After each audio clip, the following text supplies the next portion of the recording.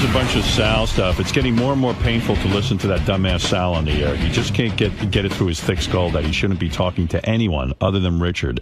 I'm sure Russell Simmons felt so much better after talking to Sal. For Christ's sakes, is Sal even coherent? Just shut up and go away, Sal. What a douchebag. Did you see the email? Yeah, I did. Wow, you got slammed. I got email, too, though. I could bring in my email. Sal's a little delusional about his racism, which is why he can't carry it over to a new situation. His problem is... Oh, okay, there's a long, boring one. Please confine Sal's involvement in the show strictly to phony phone calls from now on. He is an idiot, and listening to him argue his point is literally painful to me. I also think you should IQ test him because I thoroughly believe he might be mildly retarded. I was listening to you on the wrap-up show yesterday. I said to Gary, Sal's really dumb. How am I dumb? Wow, I mean, you're really dumb. You know, this is very insulting to me. I know. I believe me, I don't say this. I know. I don't say it easily. Dumb. Okay. I got to play back your own words. But can I say one thing, Howard? Yes. All right. Let me play it back. All right. Here is Sal. And I don't know if you heard the wrap-up show, Robin. I did. I had a chance to listen to almost the whole show. All right, here is Sal. Now, if you remember yesterday, I yelled at Sal and I came down hard on him. I don't want you taking pictures with the guests. I don't want any fucking interaction. You have a work website. Here. No. You are not part of that website. Oh.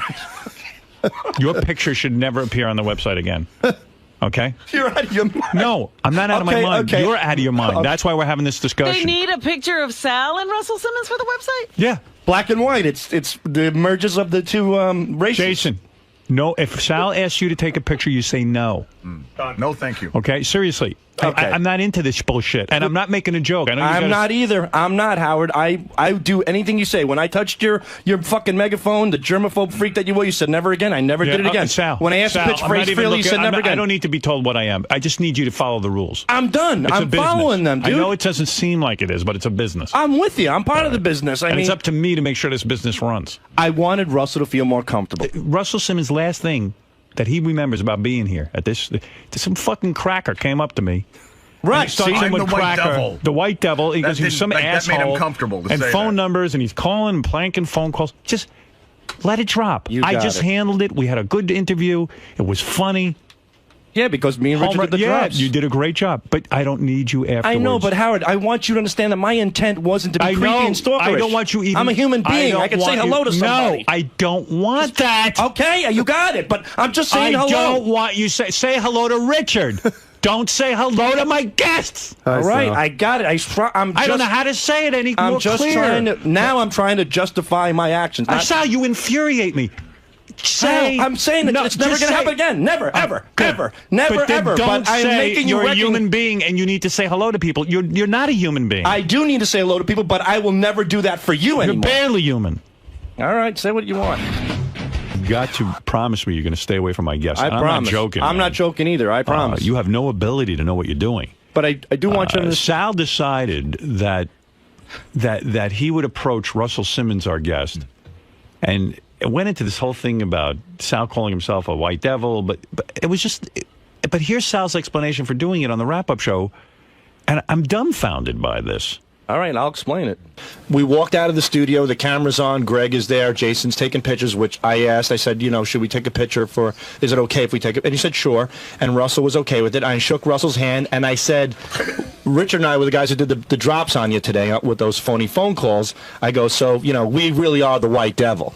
So that was primarily the joke. Like, I was trying to make him feel at ease because we made him look like a fool on the air. First of all, your whole premise about us making him look like a fool, he didn't look like a fool. He handled himself beautifully. Okay, well, then I used poor judgment. Okay, let's continue with your explanation, because this is why I think you really all have a low IQ. Okay. What do you mean it makes him feel better about his thoughts? What do you mean about? I'm not getting into it. We all know how we think deep down inside. Here's a man that called Howard Stern the N-word 4 or 5 times. Here's a man that doesn't like the Jews. So when I called myself the White Devil, I was having him say to justify his deep thoughts. Who said he didn't like the Jews? Oh, I know for a fact he doesn't. How do you know? I'm a big Beastie Boy fan, and I know a story he said about Michael Diamond, who's a very popular... Hold on. Were you in the... This is quoted. For this story, this is quoted where? In many magazines. Statistically speaking. Okay. I'm going out on a limb, but I'm going to have to stop you if I think you're going into weird territory. No, I won't. No, he didn't say anything well, he did say something anti-Semitic. So he said when you shake Michael Diamond's hand, you better check you have all 5 fingers. Why is And that's an implication because he's Jewish. How do you know that? Why isn't it just about the guy himself? Because they were business partners, and Michael Diamond is Jewish. But how do you know it's because he's Jewish? What other reason would you put together? Check if you have all 5 fingers. Because maybe when you're shaking a Jew's hand. If you that's you. If you shook a Polish guy's hand, he would say, he wouldn't say check for 5 fingers. But that's you being an anti-Semite. Maybe the guy that you're talking about, maybe he just had dealings with that guy where he didn't trust that particular person. You've now put the Jewish spin on it. No. Yes. You did. If you say so, Mr. Know-it-all Delabate, I know that when a black I know when a black guy's shaking a Jew's hand and he says check for all 5 fingers, first thing that comes to mind, cheap Jew taking you down. That's what he was implying. But that's what he was implying. What else would he imply? So wait, so your white devil comment, what? That's your way of telling him I know Put him at ease. I know what you're really feeling. I mean, come on. He called Howard a nigger. Come on. So it relaxed him. Yeah. First of all, you are not in charge of relaxing my guests. That's I don't know number where one. to begin with that. Yeah, I mean, number 2, you're so I was off. sitting in the car confounded. I was like, this is the most Russell Simmons ridiculous logic I've ever is heard. a huge proponent of peace. He has come out and made many statements. In fact, he's one of the few guys, a black guy, who went on television and said, I'm a Jew. Meaning, in other words, if you're making fun of Jews, you're making fun of blacks. If you're making fun of... There is no indication because he thought that the guy was less than reputable. Oh, come on. You know how we all know. I mean, there's just the thought process. I'm not there. saying all of you, Robin, It's so but in his convoluted. case, the man was a follower and follower of Louis Farrakhan, He was who not. was a Jew hater. He was not a follower of Louis He was a Farrakhan. supporter of his. Sal, and you're a Jew hater. He Hold said- on, he- the he said he Anti-Defamation met- League he- came down on him over But it. it didn't mean he was Look at, where did anti-Semitic. you get all this research before you came up to him and said white devil? I do my research. I Yeah, do my okay, homework. But okay. I called myself a white devil. It was a joke. The whole base. Don't make jokes to my guests. I won't. I That's won't. all. That's But- it. I don't okay. need you making anyone feel better. He felt fine when he left here. I don't need you making him feel better. You made him feel worse. Okay, well, I apologize that I made him feel worse. But the whole basis of the interview yesterday Sal. was him calling you a racist term. So what? I don't need your involvement in that discussion. And Sal, he was kind of, when you hear the play, he was kind of fucking around when he Yeah. called Howard. And you know what I mean? He Yeah, was I mean, joking come on. around. He was not. He You told don't me have he that. was. You don't know. Listen, you don't See, know you anything. can't even figure out what other people are doing. But listen to me. Yesterday, when I said that to him, I just said it as a joke, and he was on the way out. Oh, it just That's got all. worse But and who worse. are you to be joking with him? He was breaking Howard's chops, who's another sort of celebrity that he knows. And they're Sal, you coming have in nothing on to a do with it. friendly Oh, so when basis. Russell Simmons Is breaks your Howard's job? chops, that's fine. Is your job? Yes, it's fine. I'll handle it. Okay. Is it your job to handle this stuff in the halls for me? No, it's not. Where is that in your job description? It wasn't. I was just caught in Stay the away shuffle. from my guests. I will. I told I'm you I will. really starting to have a problem with you. Howard, I told you I will. I won't go near the guests. But this is like the 5th time you've said this. Yeah, No, it's not. It's It the is. second time, Gary. What the fuck are you doing here? Go eat your fucking cookies, you monkey face. You said you said you were going to stay away after Ace Frehley. You said you were going to stay away but after that John was a Stewart. year and a half After John ago. Stewart. But why should there be a time limit on you being an asshole? But I wasn't. If you don't stay away from him, I gotta let you go. Howard, I wasn't I mean, deliberately that's trying. how serious this is. I'm being serious too. I wasn't deliberately trying to be an asshole. I No, don't we wanna know let you we go. know that you don't know what you're doing. By the way, can I just jump in, Howard, and tell you the God, story he you guys are told? relentless. The story he told about whatever that guy, whatever. David, whoever. No documentation of it anywhere. We looked it up. We went through LexisNexis. We couldn't find it anywhere. Then we found out that Sal knows the story because he used to be the president of the Beastie Boys fan club. And somehow Sal was, yes. You fucking retard.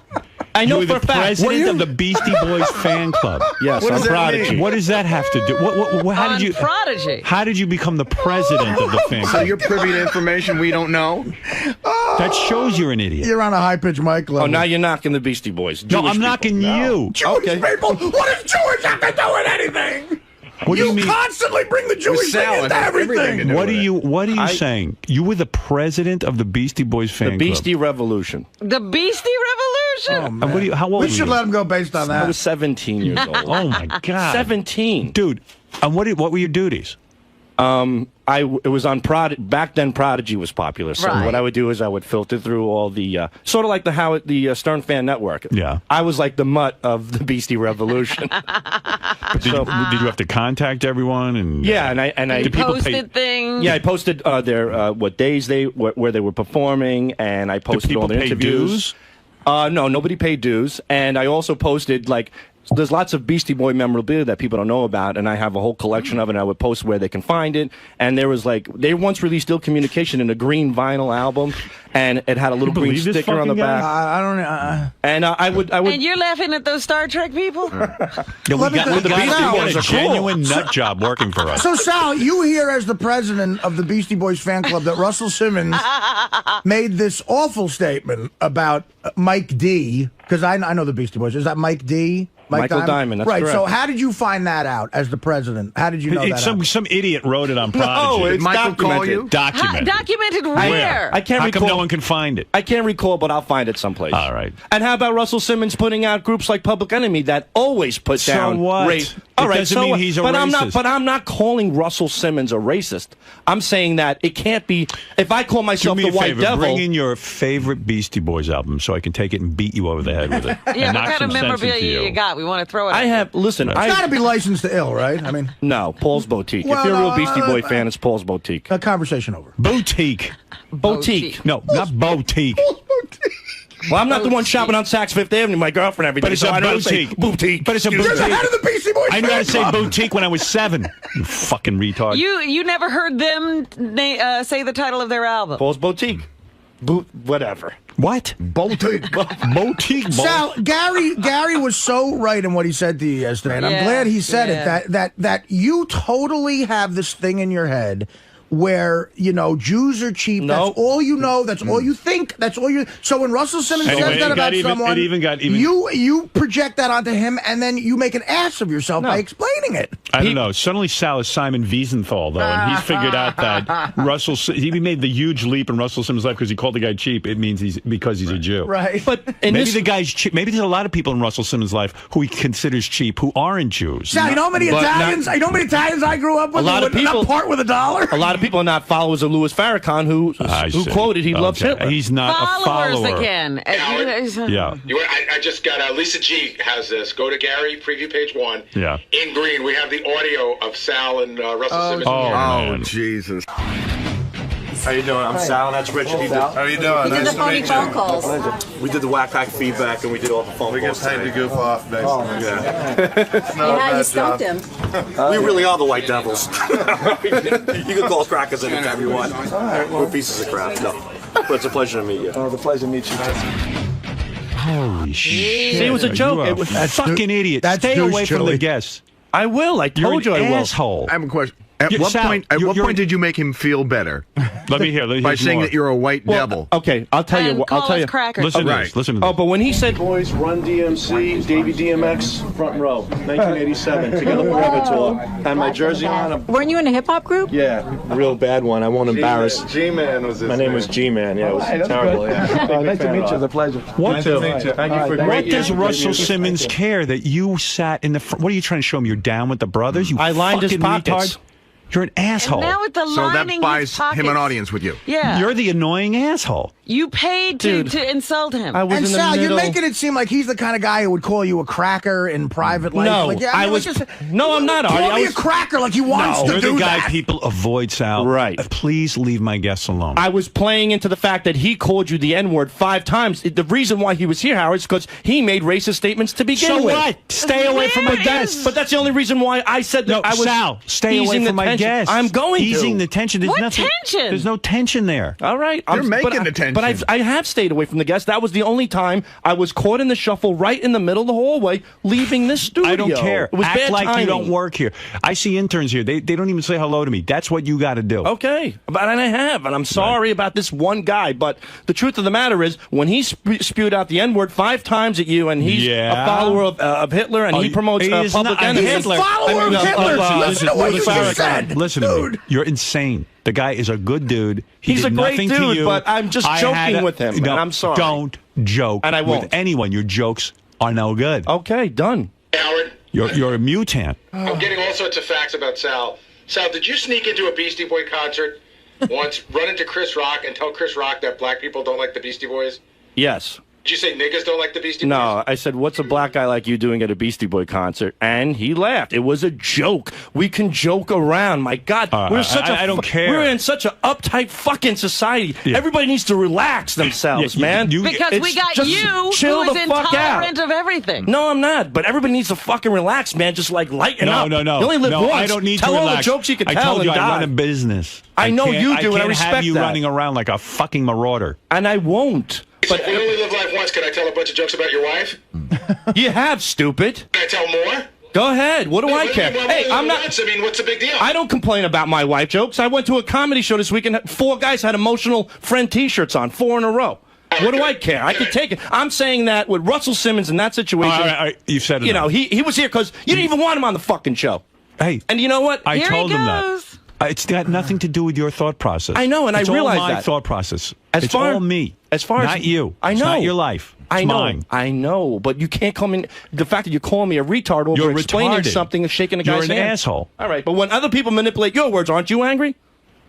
What? When people, I'm saying that you're accusing me of manipulating this guy's words, like I making don't the want you assumption of the Jew with the 5 fingers. I don't want you assuming It happens anything. to everybody. And I really all the don't want time. you talking about the guests. I won't. What you the say fuck? dumb shit.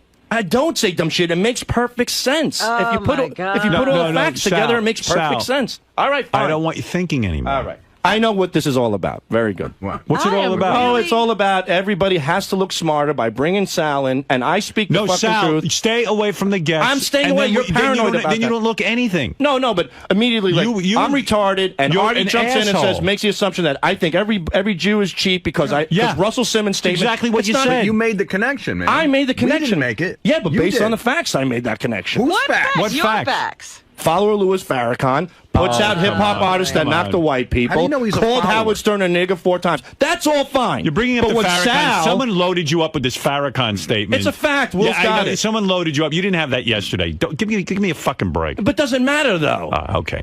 Please stop arguing. I don't I'm want not you. arguing. You're the one calling me a retard. I'm You're defending an myself. asshole. All right, fine. It's simple. The facts are clear. You talk about facts. The facts are you're an asshole. I'm an asshole because I made an assumption on why on his no, statement. you're an asshole because you bother my guests. But I won't do that anymore. That's why you're an asshole. You're told entitled to your private thoughts. Keep them private. Okay. You don't like a guest, or you have a problem with a guest, or you feel a guest uncomfortable. Don't worry about it. Let me handle it. I And don't that need will you. be the You're not case. the ambassador on the show. I never said I was. But I got lost in the shuffle outside. Does it say and I got in trouble. Ambassador Sal Governal on No. your resume? No. You're not Not- the ambassador for this show. I realize that, and believe me, I don't look at myself that way. You're a mutant. He's a douchebag. Right. Howard, let me ask you a question before I hang up. Sure. Did you hear about Monday, July 30th being Artie's Day? No. 12 beautiful New Jersey beauties come to celebrate Artie Lang. This sounds like a Who's plug. the douchebag now? What a jerk. Well, off. there you go. Takes one to know one. For the record, I don't know what that means. I don't either. All right. Well, whatever. I've never talked to for your own. Just I'd play you more edification. wrap-up show, but it'll only That's get me enough. more fired up. No, I kind of want to hear it. It is. It's fascinating trying to figure out how his mind works. Now, here he is insulting Jason. This is very simple. Don't ask Jason anymore. And if Jason thinks it works for the website, he will ask you guys. Yeah, this was saying to Sal, you don't need to be in pictures with the guests. Right. Don't ask for pictures. And I put Jason in charge. I said, you work the camera. No more pictures of Sal with the guests, period. Come to me if there needs to be a decision made. All right, you want a guy who logs the show to make that call? Well, that's what I do. Yes, I do. Jason's qualified for that. Yes, he absolutely is. Okay. You More think qualified than you, I do. asshole. You think you're more qualified than To me? decide which pictures to take for the website? Yeah, you fucking asshole. all right. I totally am. Okay. Why don't you All flip right. through the releases All again right. and look for Hey, I his asked- phone number? I asked. You fucking. No, I never did that. I saw you do it with my own eyes. You don't know where the I line is. didn't go the- through a Rolodex. And the other thing Yes, is, you did. and it's totally insulting It was to the say that porn Jason star. just logs the show. You know he does more than that. You know he's no, a but I'm producer saying, of the like, show. why is it his call? Because that's what we've empowered Okay. him to do. All What right. the fuck are you involved in it for? Are you saying Jews can't make that kind of call? Yeah, what are you trying to say? That's, Jason is in charge of taking All right. photos for the website. It's Jason's call. We Very good. trusted him to decide what we need and what we don't need. Yeah, he's amazing. I mean, listen to this. What was the uneasiness that you felt from Russell Simmons that needed to be rectified? Not an uneasiness. I just think I had the ability to make him feel more at ease since I was a stranger and he felt foolish. Had you calling. not approached him, there'd be no uneasiness in that scenario. Very true, but That's a good point. End of story, Gary. I don't know where to go from there. What is wrong with him? I don't know. Oh, I don't know. He's not a bright guy, right? No. Is that what it is? But he seems to me like when he does those phony phone calls and stuff, he seems to have a He's great... an idiot savant. Is that it? That's what it is. But, He's I mean- good at that. Yeah, he's probably doing good things for all the wrong I reasons. mean, here's the and you deal just too. It's don't know it how until many you talk to comedians? him. How many comedians come through this door and they're very, very funny people? Right. But how many of them are like? Would you say are Mensa category? Right. Seriously. No, I always think comedians are smart guys. they are, but Sal's You not know a what? comedian. They're smart isn't. about comedy, Right, but right. not much else. I grew up It's with like a lot Mike of kids who Tyson can is make smart funny about phone calls. boxing, but you wouldn't want him to do heart surgery. Most comedians I know are bright guys. Like they have this observational Some. ability. Some. But, Well, probably the but guys you Artie's saying respect. Sal's not a Sal comedian. calls up an Asian woman on a fucking cable station and calls her a cunt. What is funny? I mean, Hey, lighten up. It's funny, but it's not smart. Right. I mean, there's 8th graders who can do what he does. I'm simply saying you enjoy his work, but he's Right. coming from a place you couldn't even imagine. Right, he's a man-child. He's the Yeah. comedy Right. equivalent of Jackass. Right. It's like it doesn't necessarily take smarts to shock yourself in the balls with like a a cat zapper or something, but it's funny. It's true. It's true. You're right. I mean, I listen to this thing where they call the public access show. It's so funny to me, but it is. Of course it is. It's rude. It's horrible. And you think he's doing it from a lofty place of, I know this is rude and horrible, but he probably isn't. I mean, it doesn't make him Lenny Bruce. No, Steve Martin can do something stupid, but there's intelligence behind it. Doesn't he do stand-up though? But it's not real good. I don't know about his stand-up. All right, where are you coming from all of a sudden? Like, I've never knocked you. I admire you. I think you're a funny guy. Sal, Should we're I play getting the voicemails if you call me up telling me that you think I'm a great comedian and you think should I do? I mean, did I ever say I think you're a why- great stand-up comedian? No, but why? Where's this all coming from? And first of all, the public access shows, yeah, they are childish, they are stupid, they are. I think they're funny. I didn't say they weren't funny. But it's also the nature of the show. Right, But I what know. about doing things like Chinese confusion? Whoever would have thought of conference calling 2 Chinese women repeating the same order back and forth to each other? I don't know. Or my turban is dirty. Or calling Gary telling me you're a fucking flu over the phone lines. Is that fucking childish and stupid? My It turban might is be. dirty. Yeah, but or Is that how a real about- call? how about- Yeah, it's a real It call. is? Yeah, it is. Okay. I mean, but why are you ripping me, Artie? I'm not ripping you. I'm trying to explain. Howard asked me a question. I might be stupid. I might come off a little retarded. I'm sorry, but you know what? I'm dedicated to this fucking show. We all are. I write my It's not a balls question off. of that. You know, and when the roasts come, that's an opportunity for me to show everybody my writing abilities, and I do very well. You and do I'm proud fantastic of at it. that. And you know good. what? And on stage during stand up, and I'm glad that you put me on it, Artie. I don't get booed. Sal, you know what I kill at my comedy shows. Booing and stuff, it doesn't matter. I might not have 15 years under my belt like you, Artie, but I'm trying, man. I don't think I'm And God's gift to comedy either, Sal. But I'm I just think saying you are. that. But I think you are a funny guy, and I don't knock you. I'm a guy trying to make it. Howard asked me a question. Do I think he said?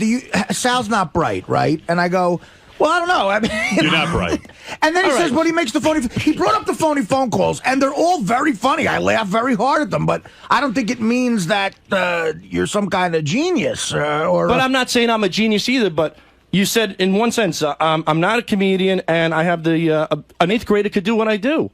Well, some of it, but an 8th grader could do what I do. Well, let's too. judge. But Fred said to me, Fred made a statement that I was sort of reacting to. He said, a lot of comics come in here, but are they Mensa? I don't know about Mensa, but I think a truly funny stand-up comic, most of them are bright guys. Most of them are smart guys. All right, I have. That's different than a phony I phone think when call. Sal and Richard called the public access show and said "cunt lips," Yeah, right. It's great. That's was great. amazing.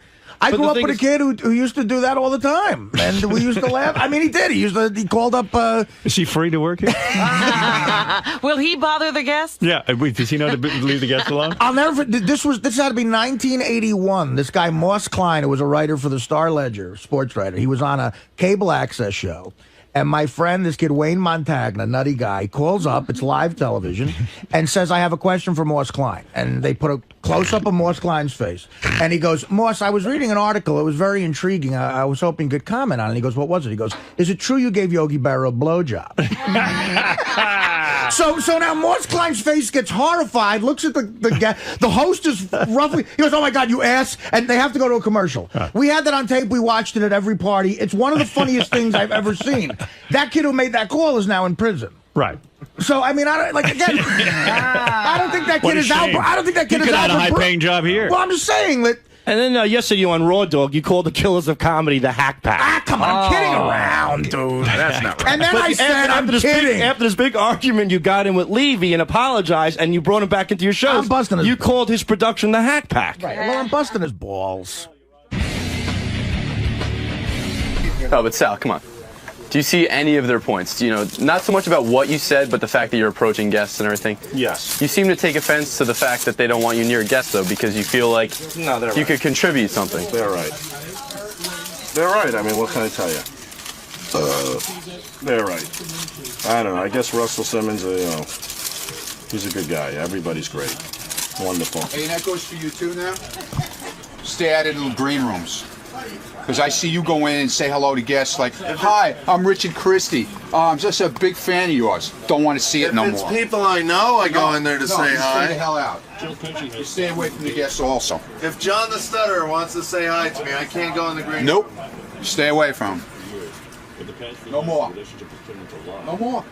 Do you think Sal was out of line calling himself the White Devil to Russell Simmons yesterday? It was a little weird, I'll admit that. But you know what? Fuck By it. the way, Life's too short I have to stress over that kind of stuff. Yeah, it was a little weird, I'll admit that. But I still love him. You know what I'm looking forward to on Howard TV? What? They did a Daniel Carver Cribs. They go to his house. Oh, that's great. One of our producers went out and did a whole shoot at Daniel Carver's place in Georgia. This is a guy named Lee. I'm going to get pissed because he probably, you get a lot for your buck down there. Yeah. I'm afraid he's got like a compound. A palatial spread? With a pool. Well, here's some of the notes I got back. I don't know if Lee's around, but Lee's is? here? He's on his way? Okay. Because the greatest thing ever was Daniel Carver's son after the last Family Feud during a commercial. And listen to this, Klan people, was begging Howard to come over for a pool party. He was like, come on, you gotta come down, Howard. You gotta, have a pool party. Hey, Lee. You're all star fuckers. What's funny, too, is like Lee's Jewish, and they didn't even tell Daniel. That's great. Right, Lee? Because good idea. You don't want to deal with that hassle. Daniel can't spot a Jew. That's the best thing about him. He hates Yeah, them, I but mean, he can't tell one from the other. I don't think I look too Jewy. Right. So You don't. You probably saw my short blonde hair and figured You I look was very just- Aryan, actually. Exactly. You look like a Hitler Youth guy. All right, here's some notes from Lee. People will be surprised to see how nice Daniel's house is. Daniel built it himself over 10 years ago. It sits on about 5 acres of land, about 1.5 hours outside of Atlanta. Here's a clip of his. We can actually see this, I think. There's his house. Look at that. And if you actually, That's pretty nice. It's a nice house. Yeah. Wow. And look at all the acres. About 5 acres. Wow. The back is even bigger, where you could see the bottom level of the basement. Oh, so it goes down. It It's goes like built down. on a. It's all I on a see big it. hill. Yeah, like it goes down that hill. I'm surprised there's no lawn jockey. Oh, wait. Daniel lives. I'll read you more. Daniel lives on a private road. Oh, and listen to the county he lives in. He lives in White County. Probably picked it just for the name. Exactly. I mean, he mentioned that he used to have a house before that, but people were driving by and shooting at it. Really? So, when we were leaving, we noticed that sign, which, I have a photo of, but it says White County, and obviously it's perfect. Daniel did not want to wear his Ku Klux Klan gear. He said something to the effect of, I ain't always about hating niggers all the time when I'm at home. That's why I moved here." That's just a job. He at Yeah. home, he's a laid-back kind of He guy. wants to get away from it all. Yeah, he goes, that's why I moved here, to get away from them. Reggie Jackson said that. He's not all about baseball. I remember that in an interview. Here's your answer. Daniel also has lots of little statues of black people all over the place. He's got one sitting on a bench in his front yard eating a piece of watermelon. And we have video of that, but me it's one of see the first that. things you see. Oh, there it is. Look at that. Oh, is that creepy? Yeah. First of all, that looks like a white guy in blackface. Is that Al Jolson or something? Yeah. Isn't that creepy? That is Oh, really. he built it a nice little gazebo. Looks like James Brown. What level of. Whatever. When Lee asked him about the concrete statues, he said that he used to build concrete niggers all the time back when he lived in his old house. Right, remember he used to sell those. Yeah. Yeah, you don't walk into the house and it says, welcome to KKK land. You start looking around, you see pictures and stuff. Right. And then you realize something's up. Yeah, you look around and you see these little black statues, and his wife collects dolls, and we have a really good clip of this where he explains the dolls. Now, you go up to this attic, okay? Yeah. And it's a finished attic, and it's thousands of dolls. And so I'm like, I have to take you up here and have you show us dolls because, this Klansman showing us dolls is just, that alone is incredible. Wow, that's creepy So times 10, we're too. looking around, and all of a sudden you see this section, and it's just black dolls. So we have Daniel. They're explaining- segregated? He explains Yeah, how he of course. segregated the dolls. Let's hear that. I got it. Over on the right here, we got the colored section. We got Michael Jordan, Dennis Rodman, Colin Powell, just a whole bunch of niggers. Now, why do you have these guys up here? Tell us why you have these guys up here. They're dolls, and she collects dolls, and we don't discriminate. Oh my goodness! We do keep them separated. We segregate. We got the colored dolls in this little area. Funny. He even keeps the dolls separate. When he says she, is he talking about his wife? Yeah, the wife. His wife collects Yeah. the dolls. Wife's a racist, too. And here I am thinking the whole time, like, if this guy knew who he was talking to, Right. what would he do with me? Throw me? Like, Yeah, you might not get out of there. We might never see you again. Yeah. Right. Yeah. I mean, the fact that he has famous like black people as dolls, they think about black people more than anyone I know. I know. Well, that's what I'm always saying. There's really sort of a love affair there because he's obsessed. Like, why, if you hate black people, why would you have statues of black Right. people? Just get him out of your sight. Like, I like the game chess, so I would have, like my friend bought me a candle in the shape of a chess piece, and I really like it, but that's something I like. Yeah. I wouldn't have That's something I why you're hate. displaying it. Yes. Yeah. I couldn't really get it out of him, like why he would do that. It was so weird. In his dining room, he's got Aunt Jemima dolls. Yes. Daniel actually says on camera while picking one up, this one here reminds me of Robin. Yeah, we have that. Let me see that. I'm in his thoughts, too. He does. Yeah, this little Aunt Jemima nigger here kind of reminds me of Robin, so it's my favorite little collector nigger here. I gotta have one around. That'd be a good one. Oh, my God. Now, keep in mind, that's where his family eats. Yeah. So it's like All to the left of day, them, every it's, day. hey, you want some turkey? And, there's There's Aunt Jemima. dolls. So Daniel took us to the kitchen, showed us his fridge, which had a big piece of watermelon in it. Lee asked him why he'd have watermelon of all foods in there. And he says, because I thought Robin was coming over. we have a clip of that. He probably, he's thinking of jokes. This is the refrigerator part. We got milk, watermelon. We got that. I thought Robin might be coming, so I had her a watermelon. It'd be Very great if sweet you. and hospitable of him. It'd be great if you went there and you went, wow, and you just grabbed it and just started devouring it. Like, And eat it in your bare feet. I run out and sit on the cement with it, like the other blacks he has. You got any chicken? Hey, you're lucky you didn't have bagels and cream cheese for me. So, Daniel's very computer savvy. He checks stocks on his computer in the basement and even has a laptop in his truck for his roofing jobs. That was one of the oddest things. The last thing you would think is that this guy could even log on to a computer. Right. So, Because Artie can. I can't.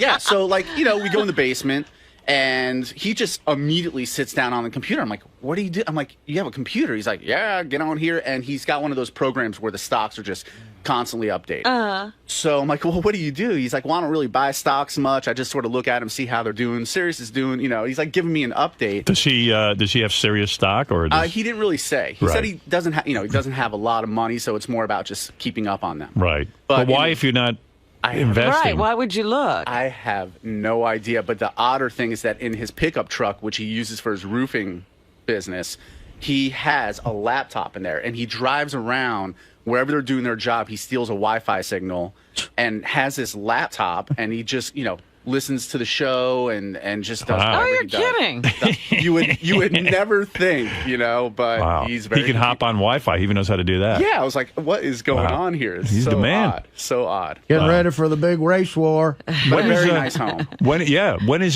that going to air on Howard I believe TV? it will September. In September, we start editing it in a couple weeks, and just to plug another Cribs, like Tabitha Stevens. That's on now. That's on now. Yeah, a lot of I know people digging she's that. Dying for us to mention that. That's a very interesting house as well. That her husband actually shot that for us. Right. So. You want to say something, Gan? Hey, Lee, didn't Daniel invite you to dinner? Well, yeah. Here's what's funny is that we get done shooting, we go back down that private road, and that's when I discovered the White County sign. And he pulls up in this Lincoln Continental, which, in New York is no big deal because that's every car service. Right. But, he loved the fact that he had a Lincoln in Georgia. And he rolls down the window, and I'm expecting a shotgun to come out. And he says, we're going to get some steaks, y'all, because we were starving, so he knew we wanted to eat. He's like, y'all want to come with us to eat some steaks? And we're just like, we're going to get closer to Atlanta. Right. You know, that's okay. It's a little uncomfortable here. Yeah. We're going to get closer to the Michael Vick big dog fight we have tickets for. Did you see any live blacks down there in White County? Or No, and that's why he is living there. He wants to stay as far away. But yet he'll have black Except statues. that he's collecting blacks. That's the odd thing. There's a video of his wife playing with the Michael Jordan doll. I mean, she didn't want to be on camera unless she got paid. But it was the most surreal thing I've certainly shot. well, his wife. That's what was so interesting. The wife needs to be paid, huh? I guess she's been on the show a couple times, like did the Family Feud or well, whatever. the great thing about that Family Feud episode, I actually watched that recently again on Howard TV, which is just that archive stuff is so amazing. But like Daniel, as fucked up as it is to say, Daniel has a certain charm about him. I understand what you mean. And his wife doesn't. His wife is completely Nor the unfiltered. son. Right, and the son is too. But the wife, when she says something hateful, it's like really she's like, "Fuck the Jews." Next to the wife, Daniel seems like he's the head of the ACLU. It was like he was the nicest, like you think Daniel's so heinous. He was so sweet compared to the rest of his family. I will say, I'm sorry. No, go I was just going to say, I will say this. He welcomed us into his home.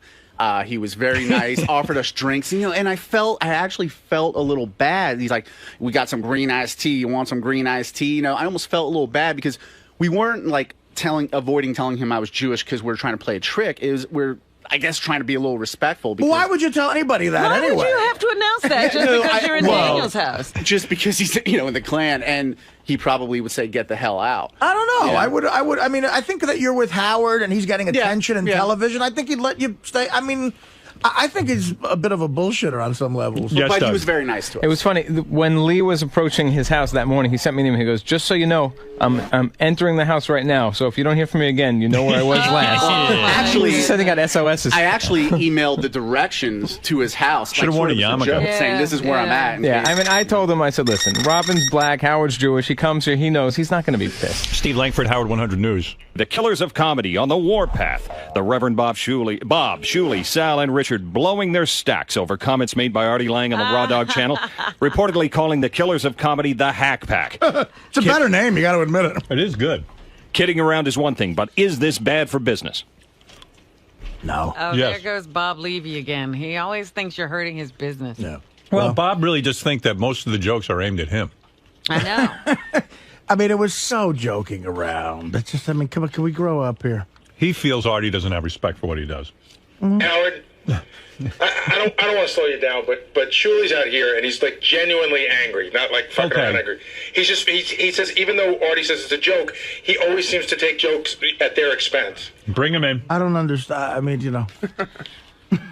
Let's give this a few minutes, Robin. All right, let's see where this Shuley, you have your time with Artie. Go ahead.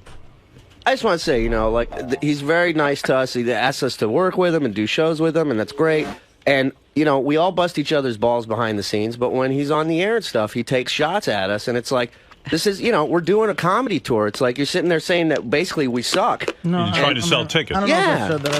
I mean, you work with me all the time. Why would I put you on the show if I think you suck? Well, that's what I was asking myself when I heard you make that comment then you yesterday. might come to the conclusion that I'm joking around. But why do you have to do it on the air all the time, Sean. man? I'm sorry. But no, it's the same thing with Levy. A couple weeks ago, you said the same exact thing about him. Now, Hack And it's Pack like- was a new thing. I thought that was funny. Whatever, it's funny. It's funny when it's If us I said it backstage off the fucking air, around. it would seem a little more serious, don't you think? I mean, on the air, I'm breaking your job. how I many think there's times- many a truth said in jest. I think you think they're a Right. little bit hacky. No, I don't. I have Shuley works with me all the time. Artie's come up to me personally and said, he really likes when I host his shows. He wants me to host. And more how of do I his shows. show that? By hiring you quite a bit.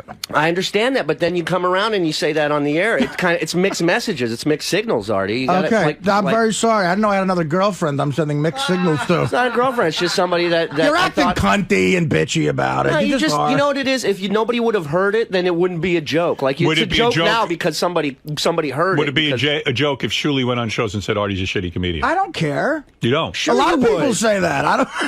I mean, I don't get all mad at him. You're a comic. I really don't take you it that seriously. You would totally care if other comics went on other shows saying that you suck or I've heard that before. Fans aren't happy with this or that. Like, when did I you'd be say pissed. fans aren't happy with? I'm just saying. I'm just throwing examples out there. I'm just saying. Honestly, you know what? Then I don't want to work with you anymore. Well, whatever, dude. You fine. say Now I don't want to work with you anymore. But you just talked yourself out of work. It's not about work for me, dude. It's about me getting across the point that either you're with us or you don't want us with you. I don't really think about it that much. Well, but dude, it's kind of a shit move when you sit there and you go, "Oh, you guys want to come play Detroit with me?" And then you go, "Oh, by the way, come buy your tickets for me and the Hack Pack in Detroit." I didn't say that. I was in the Hack Pack. But that's the kind of pitch that you throw it's out only there. the Hack Pack when you guys are by yourselves. Whatever, dude. You're acting like a broad here, man. You really are. I'm a comic. I take offense to when somebody calls me a hack. I know. Okay, sorry, man. Who's the funniest member of the Hack Pack, as you call them? Funniest member? Well, Beetlejuice, probably. I mean, I don't doubt that. Is Bob He's funnier on every than Shuli? show. Who's funnier, Shuli or Reverend Bob? I don't know. I got to think about that. Oh. I don't have an answer. There's no black and white answer to that. But Shuli's really pissed. I I can know. tell. It's just frustrating, man. I've been doing stand-up 13 years. It's not like I just started last week, So it's frustrating when somebody I respect like Artie says stuff like that, Well, then listen, we should just part ways then. Well, but I'm not the one going on the air talking shit about you. You're the one talking shit about us. Would you prefer it if I didn't give you work and I went on and said you were a great comic? Artie, this has nothing to do with work. This is just me coming to you as a comic to another comic saying, hey, man, that wasn't cool. That has nothing to do with work. I appreciate all the work you give me. I always say thank you every single time. I think I do a great job for you. It has nothing to do with work. Okay, man. All right. Whatever. Fine. Okay. What do you want me to do? Write Nothing. down I a just list. wanted to state my case. I just wanted to tell you where I stand. That's all. I understand. Okay. Thank you. Shuli's like a chick. He really is. They all are. Levy's like a woman too. I mean, you know what? If we sat there, if we got on the air, play the tape of me on that show. It's so we, joking around. But Artie, you don't understand. There's a huge percentage of people that listen to this show that whatever comes out of your mouth is gospel to them. Okay, this is the same argument. This is the same argument like the last roast. People were afraid to laugh at jokes about me. No, I don't even know what. I don't know what that is. So ridiculous. It's Artie. I mean, it's absolutely true. It's so you absolutely think it's true. affecting your business? You guys do a lot of business. I thought we do a lot of business. So but how when you am I- go what on, I- but when you go on the air and go, these guys are the Hack Pack. That's not an advertisement saying it's a great show. Go buy tickets. Mm-hmm.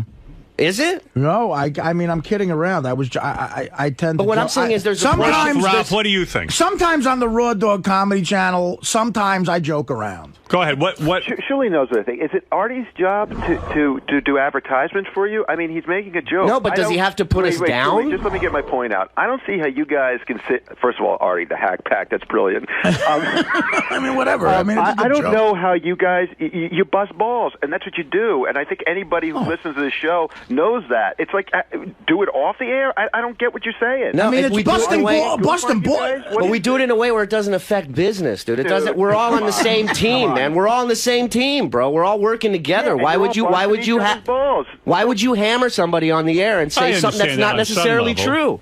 But Artie puts himself down. But you sound I put myself down all the I put time. myself down too. All the comics put themselves down. Julie, you sound whiny. You come off like Ralph, you if come anybody off like would you're know what a whiny. fucking cunt would sound like, it'd be you. So just Well, see? keep it down. No, don't do that. Don't call me a cunt. That Listen, might affect sorry- Ralph's cunt business. Sorry, look, you know what? I could easily smile in somebody's face one day and then go on the air and trash them, which seems to be the Well, MO if you around said here, and that I'm not going Ralph to do was that. a shitty stylist, he'd be upset. Oh, trust me. absolutely, and I I've don't told him care. that. Oh, No, sure yes, you you do. would. Sure No, I you don't. do. You could say that. Ralph, That's you remember your when we opinion. first started, when you first came up here, before even Howard was on, the Serious News team was here working. Ralph gets out of the elevator. One of the reporters goes to interview him, and she goes, you're Howard's makeup artist? And he goes, no, I'm Howard's stylist. And he wouldn't talk to her after that. He refused to interview her. You know what, Julie? No, she wanted to ask, I didn't know who this fucking broad was. She wanted to ask me questions about the work that I do with Howard, which is private, and I wasn't going to answer a bunch of fucking questions. So you were about it. being cunty, weren't you? No, I wasn't. Yes, you were, Ralph. Cunty. That's being protective of my client, dummy. Well, I'm being protective of my comedy and my material and, Artie, and in comedy. with all Well, maybe sincerity, Artie's in your sitting- opinion, are they kind of hacky? These guys? No, I said that because I know they're very sensitive to that, and I was kidding around and joking around. But apparently, I don't want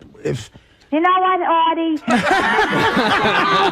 Ever since Sal, you said you were dedicated. You're dedicated. You're going to a Moose at Elk Farm. You're sleeping through half the show. You're not that fucking talented, Artie. You are so unloyal. It's See, this aggravates the shit out of me. Good. I'm glad. I hope it burns your thick fat. You. I may not really go to a Moots at Elk Farm. That was a joke, too. You are the biggest mama's boy. Talk about cunts. You, mommy. You'll never have a wife, Artie. You'll never have a wife. You're unloyal. You're not a good friend. You do something good one day, and the next day you pull it out from someone.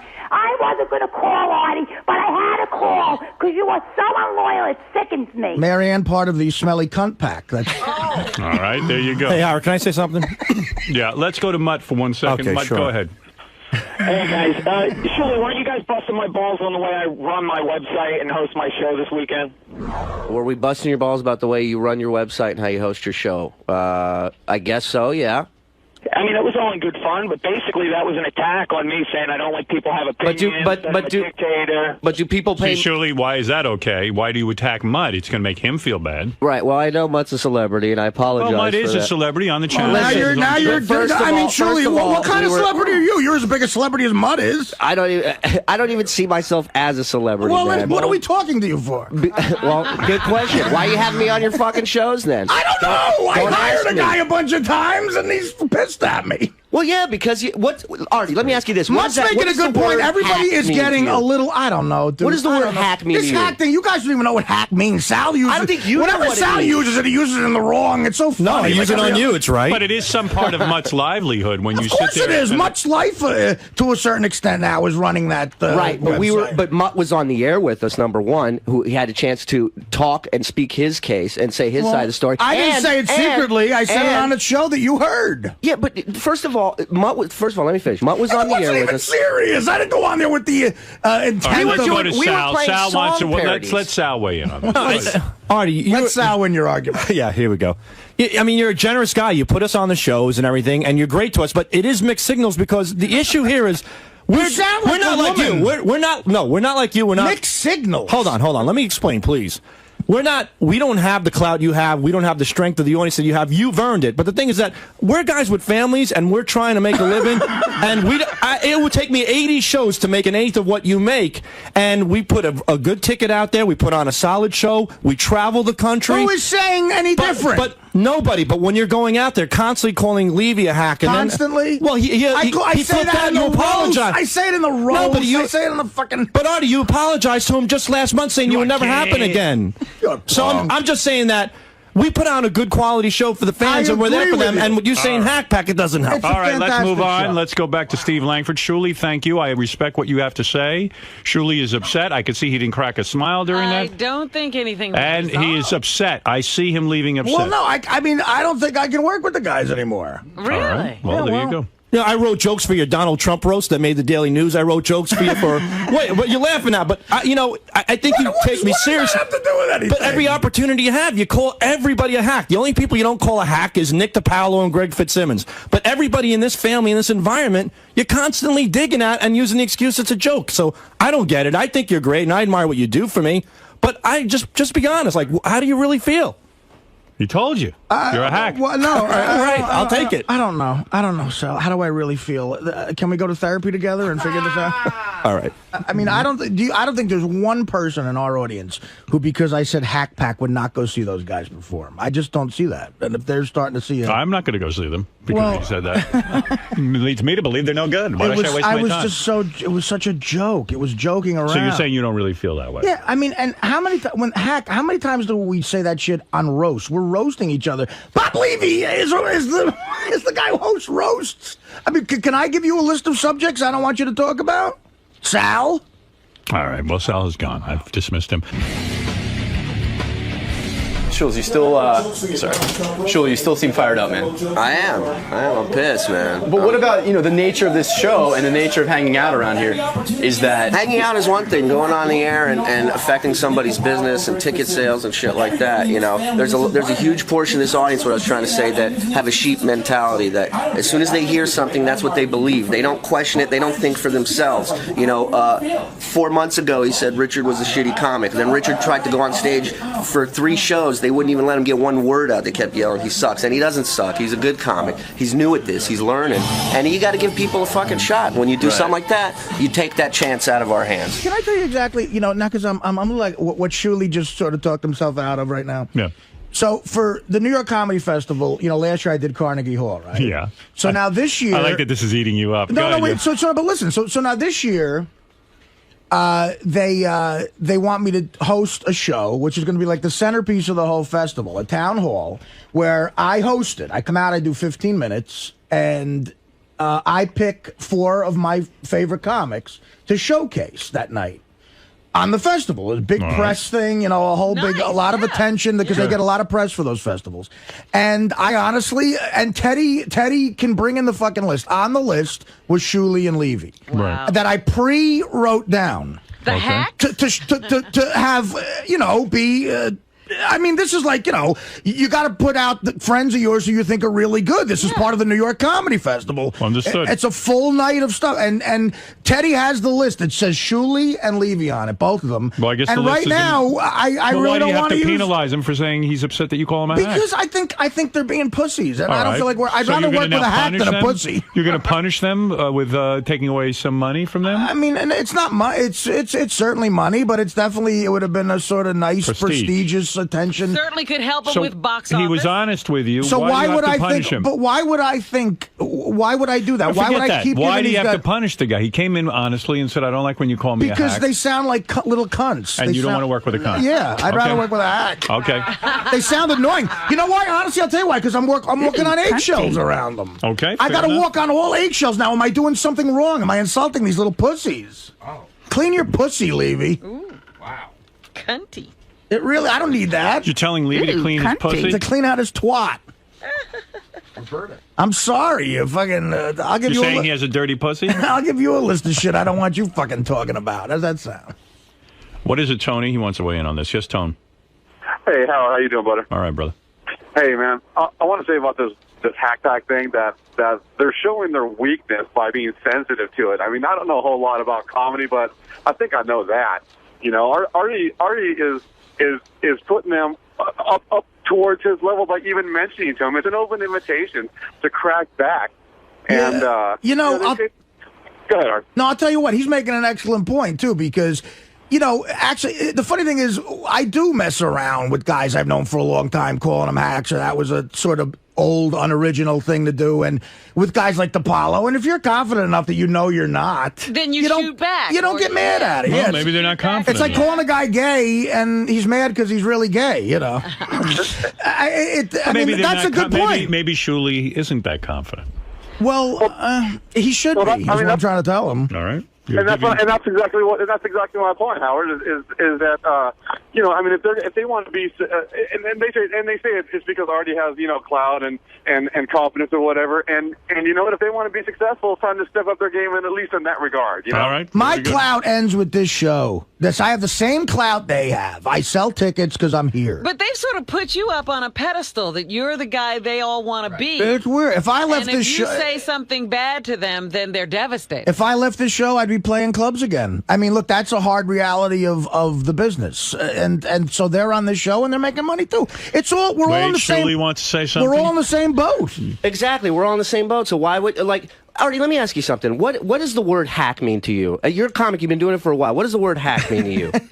When you say that it means comic's a hack. an unoriginal thing. To me, it means an unoriginal premise that gets an easy laugh. You pander to the audience. Okay, so why would you call me and Levy a hack and then sit there and say, "Oh, I put these guys on this list for this show"? Like, make up your mind. Do you respect what we do or don't you? And then fucking don't go on the air and say you don't. Like, Well, I could have evidently easily he's- gone on another show and trashed you yesterday or started this shit up. I waited to talk to you man to man, face to face. How did I trash you? By saying the hack pack. I understand it's a I'm funny kidding line. around. It was a joke. That's the point. You always say that when we call you on it. So, and like Howard said, there's always some truth behind every joke. So what do you really feel? Is it the whole group? Is it You made a joke in the Gary roast that he's a silverback monkey. Right. Do you really think that? But it's a roast. Tell Gary to his face. It's a roast. Dude, that's what I'm talking about. This is That a comedy wasn't a roast. show. The guy- I wasn't on the McNeil-Lehrer report. The guy said, talking who are the about killers of comedy? Are those young comics? Who are those guys? You go, oh, I call them the hack pack. it. Yeah, it wasn't like that. Hey, I just got one more thing to say about that. When Artie stops talking about you, then that would be the time to worry. Thanks, dude. No worries, late. Fun selling fruit. Well, I see that you are upset about this, Shuli. I am, and dude. I've been doing it 13 years, man. And one thing I'm not is a hack. I pride myself on my material, my originality, and for somebody to come out and say that I'm a hack, that pisses me off. Absolutely. All right. I went on there and said Shuli is a hack.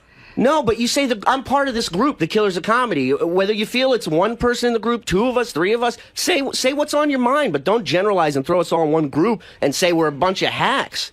Howard, I have a lot of good qualities, but a smelly cunt Artie isn't one of them. And you wish your cunt, you big pussy, was as clean as mine because you're the 7th grader. You know how you make a joke? Cunt, pussy, See, Marianne is not a hack. She doesn't do any easy shit. entertaining, Artie. And you know what? You're right. If you didn't have Howard, you'd be in the fucking bar somewhere with the pool table and the walls with the cocaine guy because you're nothing but a low-life asshole. Ike is on the phone from Mad TV. Ike from Mad TV. Go ahead. Is this Ike Barinholtz? Yo, Artie. Oh, Ike, how you doing, man? Artie, man, how you doing? How are Artie, you? you're so right, dude. You're so good to these boys. And I talked to a friend of mine who saw The Killers of Comedy in Southern California. Said it was the worst show. Where? What show was it? Where at in Southern Cali? Oh, God, I can't remember. Yeah, what. exactly. I like you, Shuli. I like you. I think you're actually a great comedian. Thank you. I like you on the news. Shalom Bitch is really played out, but he said... It really is. He said... What's what hacks do? He said that was so bad and so racist. Oh, it's so There's nothing worse. Artie, you know there's nothing worse than a guy who's like blue and bad. You know what I mean? Yeah. Well, I mean, hey, look, that's your opinion, but I happen to know Ike. He's a good guy, but I don't. I'm not at all their shows. I do horrible shows too. I've been drunk, and there's people want their money back constantly. All right, Ike, thank you very much. Ike from Mad TV. Love you. Ike's you. a good Thank guy. you. Yeah. Brian, go ahead. You have the last word on this, and then we have to move along. Robin has news to get to. Yes, Brian. I just feel if you're comedians, you should have a sense of humor, guys. Really? We do, man. I'm saying it again and again and again. It's the same thing. I mean, if you before. want to It get comes into out- overdone stuff, that guy's right. Coming back from Pittsburgh, I listened to the news. I heard Shalom Bitch like 40 times in an hour. It's really, you want to jump out the window. You got douche chills from it. Really? What about when the fans come out of your show and say they've heard the same jokes for the past 3 Well, years? I mean, What you about know, that? they shouldn't come to see me twice. There's a lesson Well, there. they feel it's played out too, just so you know. FYI. I'll try. You should listen to some news reports, man. The Shalom Bitch thing is like, Really? and it said so much. I mean, sometimes he says it like 8 times in a 20-minute period. Biatch, Biatch or Shalom Biatch or Shalom Bitch, you know. And I could care less about that. That has no reflection of what kind of comedian I am. Well, I think it does. I don't. I don't at all. I don't think it was funny the first time I If you're heard it. empty-headed enough to hear 2 words, shalom bitch, and then base that on who I am as a comic, then that's your fucking problem. I got no time to impress you or try and work I for always you. thought Shalom Bitch was sort of a fun thing. If it wasn't, I would have gotten a memo of some sort to stop doing it. I'm just too lazy to write a memo. All right. I'll stop. Sorry. Kidding. Listen to the playback. All right, Brian, thank you. Yeah, Clint, you're on the air. Hey, what's going on? Hey. Hey, listen, Shuli, you got to stop fucking crying, man. If you didn't have Howard and Artie, you'd be fucking bagging groceries at Stop and Shop. Well, and that's what I was doing part-time before I got here. And I realize that, and I appreciate the opportunity that I have, but I'm not going to let somebody talk shit about my comedy and say that I'm not original when I know that I am. I'm sorry. I'm Again, going to stand up for recall myself. saying that. That's what a hack means. No, If Artie called you a nut-hugging pillow fighter, you should be thrilled. It's any kind of promotion for you. Well, no, not Artie's a necessarily. Maybe that. superstar, whether Look, you like them or not. if that was the case, then I'd come running in here and let them throw things in my ass and let people touch my cock. I'm not. That's not my route. That's not what I do. Well, so what are you saying? You're talking about guys in the Killers now. Right, yeah, you're not. No, what I'm saying is that there's guys But I that could do see different. Shuli's point. Like, if you went on Letterman and called me a hack, I'd be upset. Well, I mean, you can understand that. yeah, I think recently on the Jimmy Kimmel show, you got engaged, and I said, what a fruit. I didn't take offense. Right, because I was kidding? Yes, of Right. course. Get it? Got it. Plus, I am a fruit. Anybody who gets engaged is a fruit. Yeah, poor See, bastard. there That was is a bad some idea. truth to it. There is truth in it, though. Well, that's my point and all I this. hate that it's true. I think I laughed right after I even said it, and then even after I did. It's sort of like they said, "Who are the killers of comedy?" You say, "Oh, you mean the hacks?" And he does know who you are. He knew we were kidding around. Half the shit I said about the host, and he said about me. We were busting each other's balls. Jim, go ahead. Yes, Jim. Nope, Jim's gone. All right, last word. Come on, I really do have to end this. Greg, go ahead. You're on the air in Minneapolis. Seriously, the Hack Pack should now be called the Pussy Pack, and what a bunch of whiny bitches. How could Artie possibly insult the comedic talents of a half-rate news reporter and a couple of phony phone callers? That's a good point. All right, listen, Shuli, the people are speaking out. They're saying you're too sensitive. But what do I know? I mean, I understand. I'm a sensitive guy. I understand what you're saying. Like if somebody said you're unoriginal, you would take offense to that. I would be offended. Absolutely. Yes, absolutely. Yeah, but don't you think you'd be a little secure if a radio guy called you unoriginal? Yes. I mean, would you go on and talk about it? No, I'd No, but if the I wouldn't radio give it guy, a second thought. But if the radio guy has a huge percentage of people that hear what he says and believe it the second it comes out of his mouth, wouldn't you be a little upset about that? I agree with the fact, if you're going to say that I have a unique position where I'm on the mic all the time, I understand that. I didn't say it here. I said it on Raw Dog, where probably the host Pete Dominic's family and you guys is who listens to that show. I don't know. got emails and text messages all day yesterday about it. A bunch of people heard it. They follow you around. Whatever show you go on, they go, Artie's here, Artie's there, and they love you and they listen to you. I don't think I have enough power to get people not to buy a ticket to see you. You should worry more about that. And why would I? Yeah, what would my That's what I motive don't be? understand. That's why it's such a mystery to me that you would go on the air and say I'm that not shit. doing it with that intent. That's All right, let's move on. Thank you, Shuli. Artie, I'm sorry we've run out of time for We this. can't resolve this. Jules, you're obviously still fired up, man. I am. I was downstairs smoking a cigarette, and I hear him talking about what gigs I just cost myself, and it's like I didn't do this to fucking. It's not about gigs to me. It's just about who I am as a comic. It's a respect issue. Yeah, and it's like I know a lot of people think, oh, he's crying, he's too sensitive. My point is this, I'm gonna stand by who I am as a comic, and if he wants to say that shit, he can say it. But people come out, check out the show, see for yourself. One thing I know is I'm not a hack. I take very much offense to that, and. What can I say? Maybe I'll start going on other shows and talking about what the audience tells me after his shows. See how that affects him. See maybe he might be a little cunty, maybe a little pussy. Because I don't care what he says. Once you start talking about a comic material on the air, you get sensitive about that. And so that's his deal. Now, you already kept reiterating that he was just kidding. Well, yeah, I always say, he's always kidding when people hear it, or if it's, You're a good-looking guy. Thank you. And you have a very slight build. And I say to myself, You're going to make him gay. well, no, I assumed you were gay. You claim in the book you're straight. Let me say something, Howard, because I, like you and many others, thought that too, watching him on the show. But when he walked in here, I did not get a gay vibe. Yeah, I'm not getting a gay vibe. But then again, I'm the last one to know. I have no gaydar whatsoever.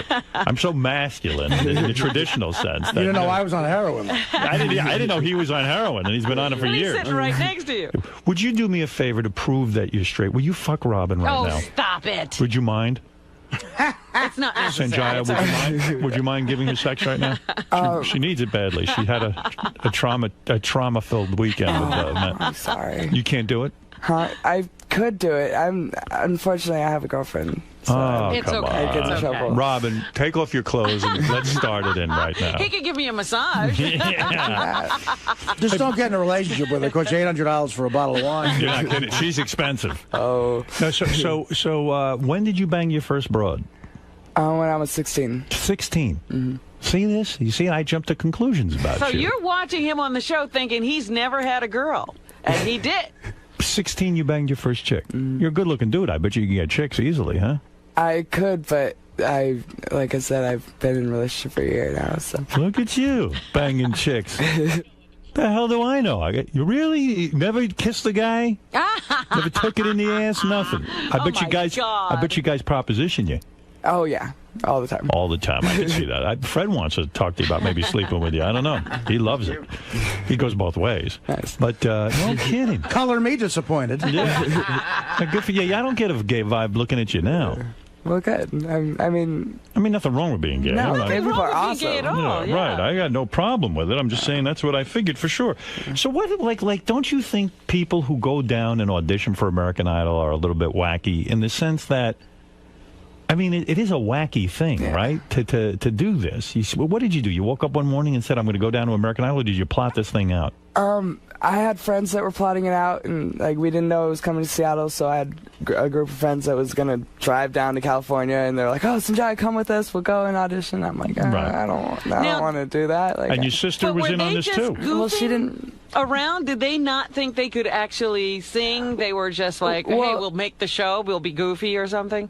It was my choir, so like my school choir, so they're like, oh yeah, we're gonna get on, we'll all get on together. You were in the choir in school? Oh yeah. And you're not gay? Nope. Choir chicks are hot. No, I don't. On the last show, so when we were doing this whole thing, when you were on American Idol, and we were like, hey, vote for Sanjaya, you had said, you kind of said, look, I don't know Howard Stern, I don't know anything about him, and I don't care about that, and that's not the way I'm going to win American Idol. But do you now think that maybe we did help contribute to your long run? I know for a fact that a majority of the people that come up to me on the streets are people that say, "Oh, I'm a huge fan of Howard Stern. I'm a fan of you." Blah blah. And so I voted for you many times. We were behind you, and I never have voted in American Idol. I used to vote every week. That's right. I never voted for you. Now, you were treated disrespectfully, and let me get your feelings on this. You, on the last show, you did a duet with Steve Perry of Aerosmith, who is a great, great guy. Yeah. That's Joe Perry. Joe Perry, sorry. Yeah, I was going to say. Yeah. Steve Perry is not a great guy. He's from Journey. I'm talking about Joe Perry. But you originally requested to do your duet with Ozzy Osbourne, and he refused to do it with you. Is that true? Well, it was kind of like they were trying to set up a duet with Ozzy Osbourne. I don't know the logistics of it all. But he said, no, I don't want to be with Sanjay. But wait a minute, I don't understand what happened. So you decide who you want, or do you know that there's a list of people who are going to be on the show? I didn't know that I was going to sing with Joe Perry until the rehearsal. And I went out on stage, and like first I saw him rehearsing with other people, and then I went out on stage and realized he's with you. Oh wow! Wow. So and then but after the show, I did like the press tour or whatever. I did Jay Leno, and Ozzy Osbourne was on it with me. So it was no big deal. Yeah.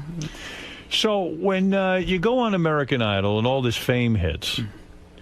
And everybody in the country practically knows your name. Yeah, I mean, was it a good experience or was it a bad experience because you started to become, hey, vote for the worst, vote for Sanjaya, this and that? Does it become like a goof and you feel like, hey, everyone's goofing on me?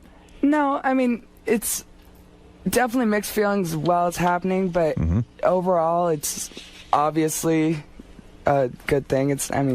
I've been working in myself to be a musician my entire life. I hadn't actually worked as a musician, but I've been like.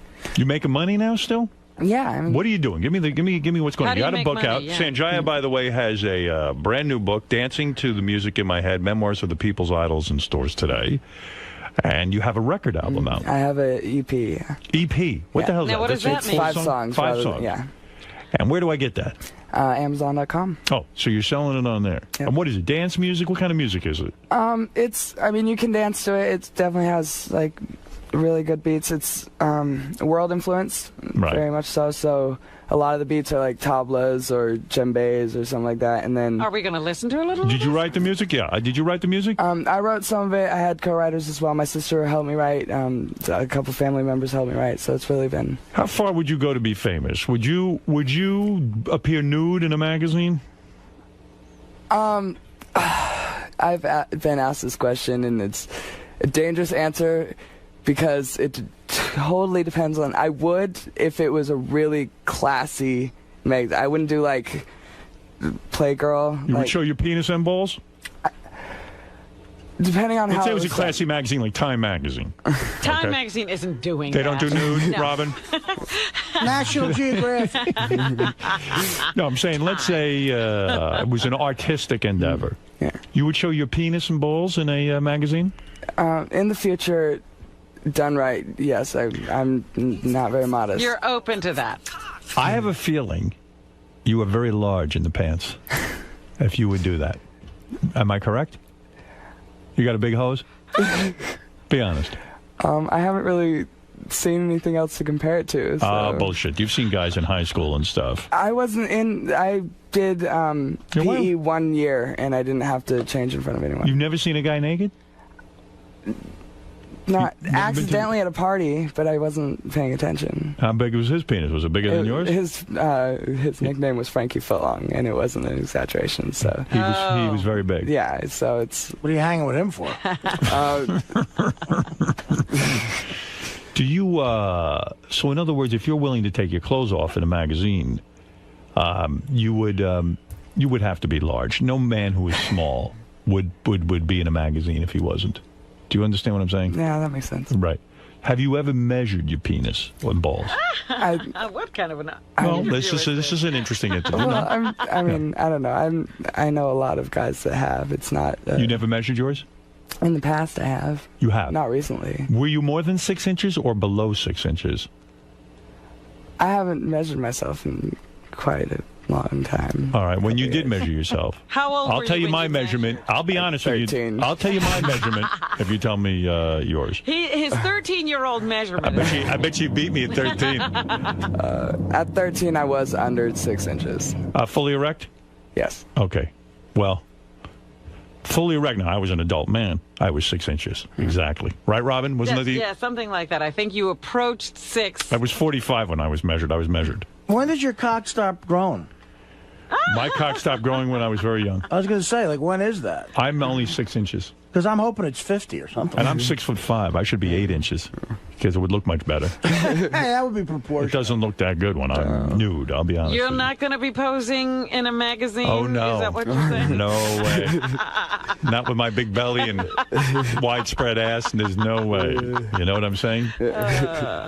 So you say, so then when you went out on this tour, American Idol tour, a lot of girls hit on you and stuff? Yeah, yeah. And you didn't take advantage of it? No, because you didn't do the groupie thing. I have time for group. I mean, it's not. I don't know. I wasn't really. See, that makes me suspicious that you could be a little bit gay. No, because I don't. I don't know. I don't have to just get all the chicks that. You ever bang an older broad? I'm talking about like a 30-year-old. No. Nothing. No, the oldest I've done is. 19 when I was 18. 19. You ever fucked like a great grandma, like 55 or something? Yeah. What is that life like? Are you guys all living in one place, closed away from the world, unaware of what's going on around you? Yeah, pretty much. We're pretty much just like in a bubble. And like every once in a while you can go on blogs and stuff and see. I didn't because it wasn't like just psychs you out. But which one of those assholes wasn't nice to you on the tour who wouldn't talk to you and stuff? Yeah, was that going on? Yeah, there was somebody. I know you mentioned this in your book. One of them. I forget which. Who else was on your season? But you said when you were out doing the tour, so to speak, that here. Wait, I'll try and find it in my notes.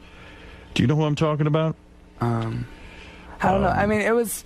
Really, like, it was very much like high school in that, like... There were cliques? There was cliques, kind of, but then they'd switch around. Who was in your clique? Were there some people who were nice to you?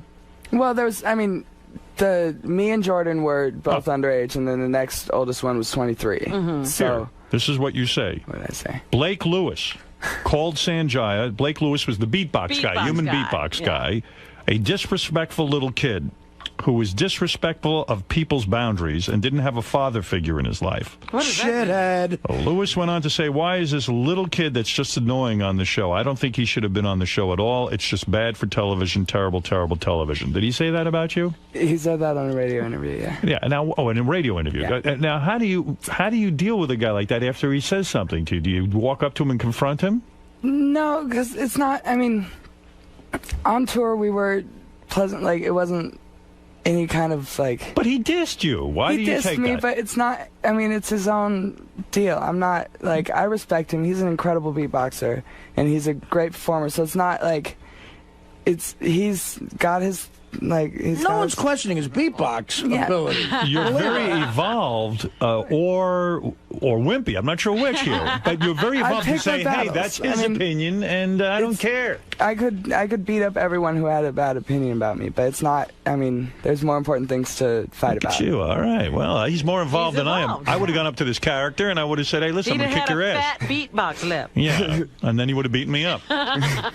Let's go to Gay Ramon, who wants to say hi to Sanjaya. Sanjaya, I will play some of your music. I have one of your songs here. The book is called "Dancing to the Music in My Head: Memoirs of the People's Idol." It's in stores today. And you had some help writing this, I assume? You have a guy who works with you? Sanjaya's album, Dancing to the Music in My Head, is available at Amazon.com. Gay Ramon, go ahead. Hey, Sanjaya, how old are you right now? I'm 19. 19. Hey, listen, I got a question for you. Have you ever had your sweet pink butthole eaten out? Oh, nope. God. Nice. No, can I be the first? Oh, my God, you'll love it, puppy. Well, Gay Ramon, I know Sanjaya. You must get a lot of this, huh, Sanjaya, from gay guys. You know who's into Sanjaya and even went to his concert? Was High Pitch Mike, who just came out of the closet. Yeah. Another guy who said he wasn't gay. He said he wasn't gay, but we all knew differently. Well, Artie did. Sorry, Gay Ramon. He says he's not swinging that way. But he is gay, by the way. He is? How do you know? How do you know? He is. I can tell how I'm gay. My gaydar goes far, far away, and I can tell he's gay. All right. Sanjaya, what about that? Any truth to the fact that perhaps, Have you thought about a guy at all? that maybe you're closeted right now, it's too hard to come out, that maybe in the future you might be coming out? I mean...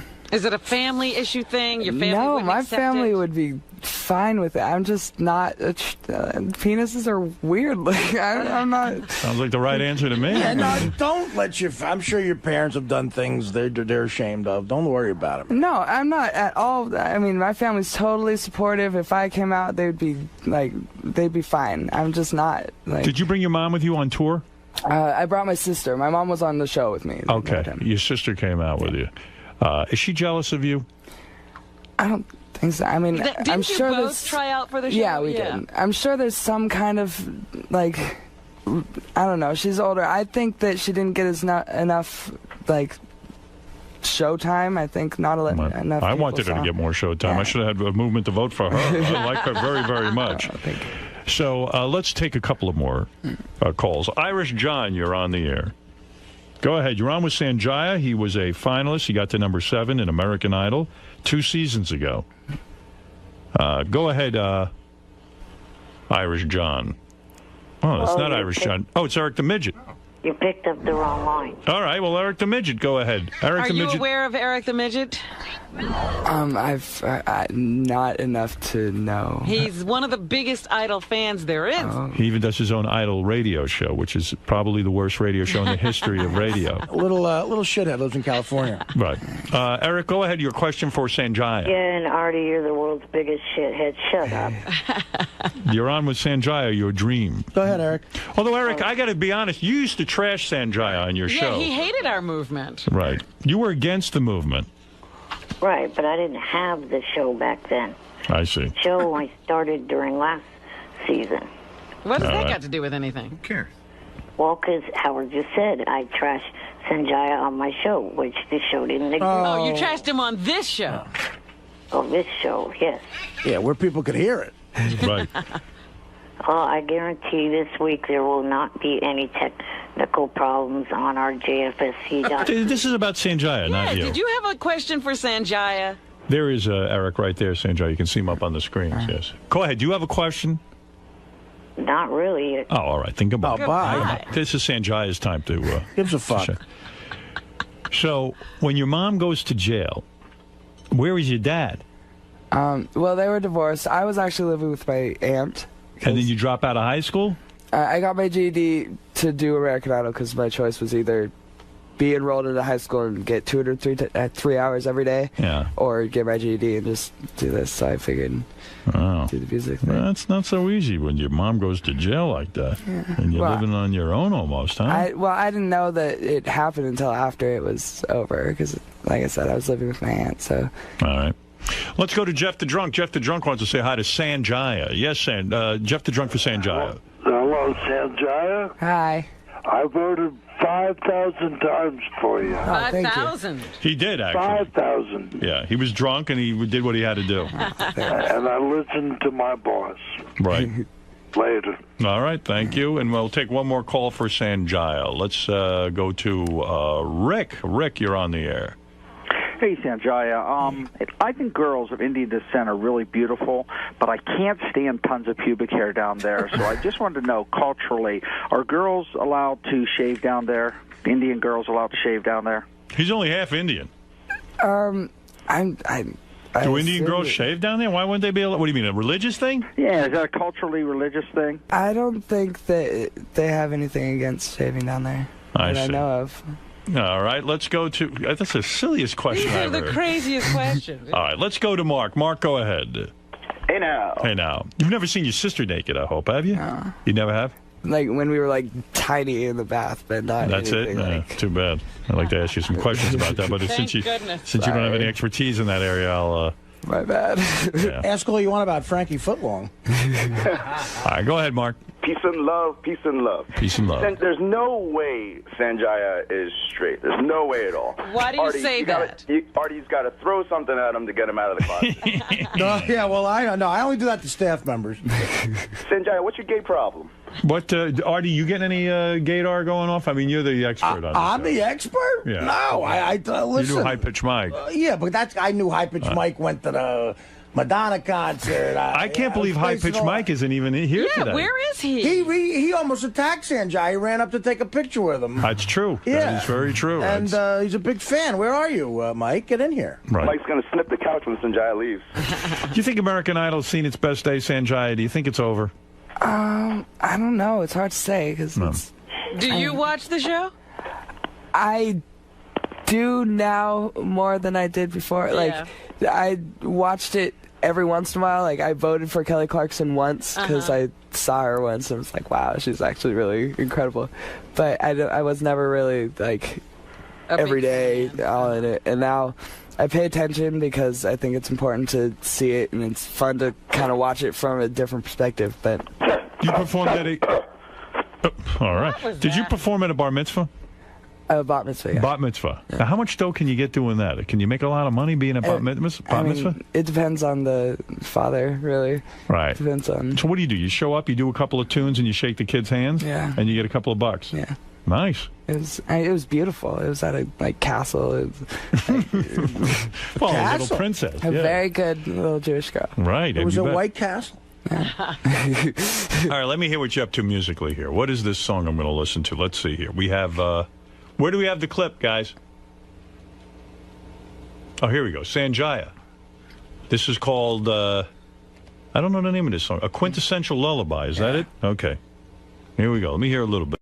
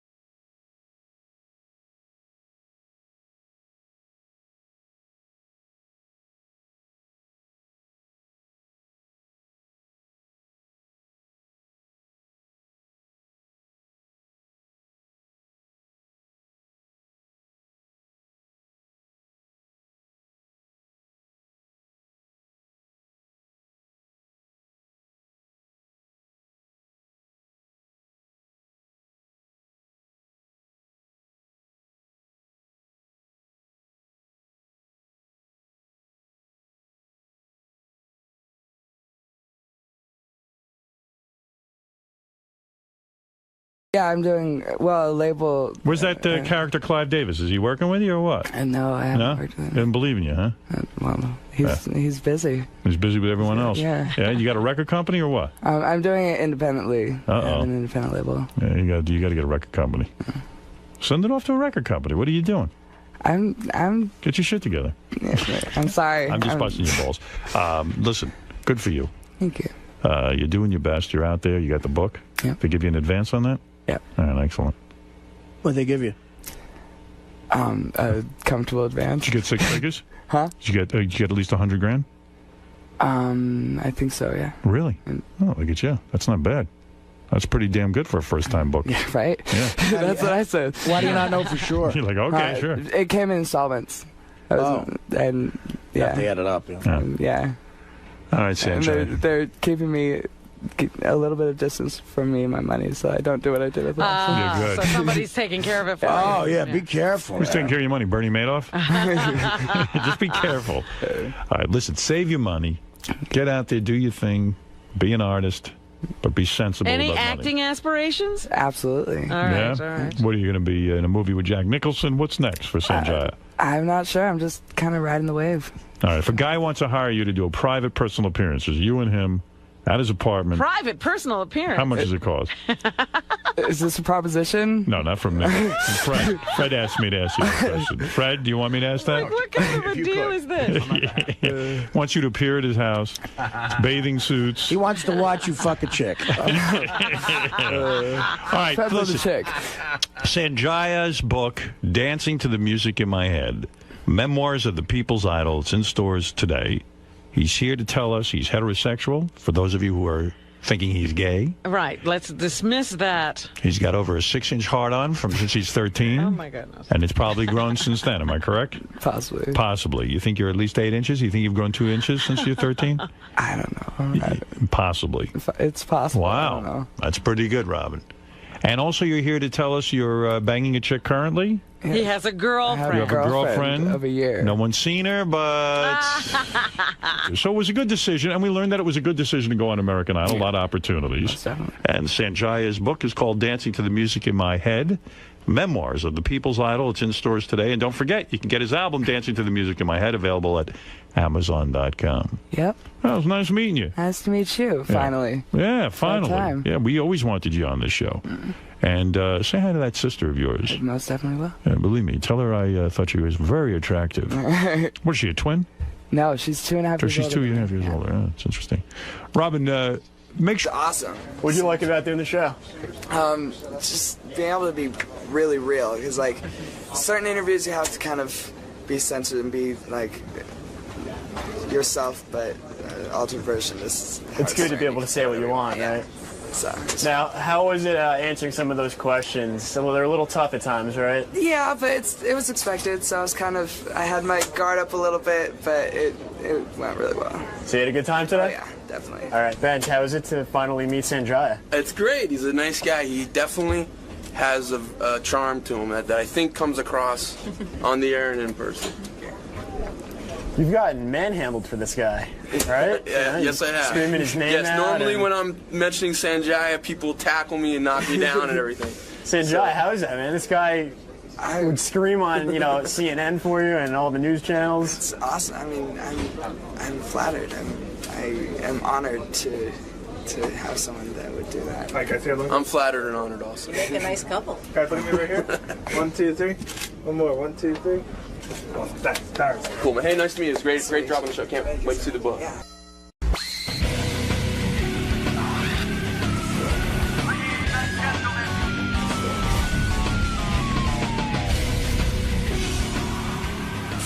More and more women, though, say that they break up with guys because they check their texting or their emails and shit. Beth told me she would. Yeah, I mean, that's a private thing. But, like, with me, like, and I could see why it's so tempting to some guys if they're insanely jealous, because even I would know how to, like, if my girlfriend or something left a cell phone there or a BlackBerry, even I would know how to go through their texts. Yeah, how would Sal have ever found out his wife was messing around with a guy, Without that. Right. Yeah. That's easy to do. 143. Yeah, see, you don't have to get a phone call. You just put in 143 and everything is said. Yeah. That's the greatness of text. I mean, Sal did a shitty thing, like observed his wife's email, but then again, he found out she was fucking around.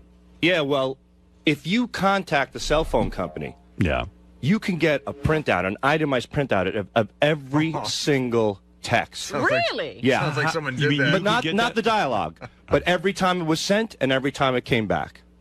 Every because single you're one. the guy who pays the bill, and you're maybe saying, "Hey, I think my bill is wrong." That's exactly it. And I requested it. And the crazy thing was, when I was in Disney after I got shot in the ass with a paintball gun, when I reviewed the paperwork, every time she was free, she was texting this guy. So she was at the pool, and to see that we're on vacation, and there was like 40 minutes worth of texting, it was just... She was like, he was on her mind, even though she was While on this you're on vacation. Yeah, I went fishing with my sons, and she was at the pool at that time. And they were texting back and forth. So when I went through everything, yeah. But Sal, you'd get a divorce if you had enough money to do it. I don't think so. No, bullshit. You know why? You know, everything that I've worked on, Howard, and I got this far. What am I going to do? Say that I'm going to leave her now? It just doesn't make any sense. Oh, leave her and what? And have a woman who's into you? Why have a woman who's into me? I mean, what's the point to go on with? Because you'd have a nice home life. And Think of all the money you'd save at the booths. Seriously, like you're at the booths because there's a hole in your life. Right. Yeah, but think of the money you'd waste on broads. I'm at the booths because they have porn there you can't get anyplace else, and it gets me off. Is that true? Yeah. Well, I haven't gone. You can't get the porn anywhere else but at a booth? I mean, that's a very bizarre thing in this day and age when you can get porn right over the internet. It's live. You can't carry the internet. You know, I can't carry my laptop on the train and jack one out. So, I go across the street to Penn Station and I toss one off, and it's like a sleeping pill. I pass out on the train. Wow. The only thing is that I talked about this on the air, and one day I came into Penn Station, there was a cop there. It's like, "Hey, Sal, you just left the booth." Said it was like, oh, it was so embarrassing. This cop is shouting it across Penn Station. Don't worry, the cop just left the booth. What kind of porn do they have in the booth that you can't get? Oh, they have everything, man. Like what? Just like real sick Well, they have animal sex, which it's really like girls blowing German shepherds and stuff like that. Against the law. Me too, but it's in there. Oh my goodness. I'll tell you what. A lot of pee porn, a lot of poop porn. I know you're really not into poop and not. Yeah, but you really are into some kinky fetishes. Like I can't watch any of those fetish films. They gross me up. But you love it. You love people spitting on each other. I love spitting. I love the spitting. Wonder what that's about. Yeah, I don't know. Anger. No, there's no anger on my end. There's no anger. Supposedly, you should get an iPhone because you can load your porn right onto the iPhone and beat off on that. Well, that's what I have it. I have it on my video. You bought me for Christmas a video iPod, and I put all my porn on there. Well, a few porns. So then maybe you can just use that.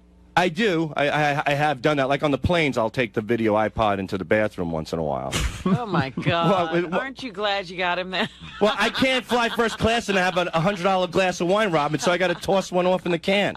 Oh my God! Jeez, what am I supposed to do? I You got could a never beat off on a plane. That's something I've never even done. I don't even think I could beat off like if I was on a private plane going to Vegas and doing a show.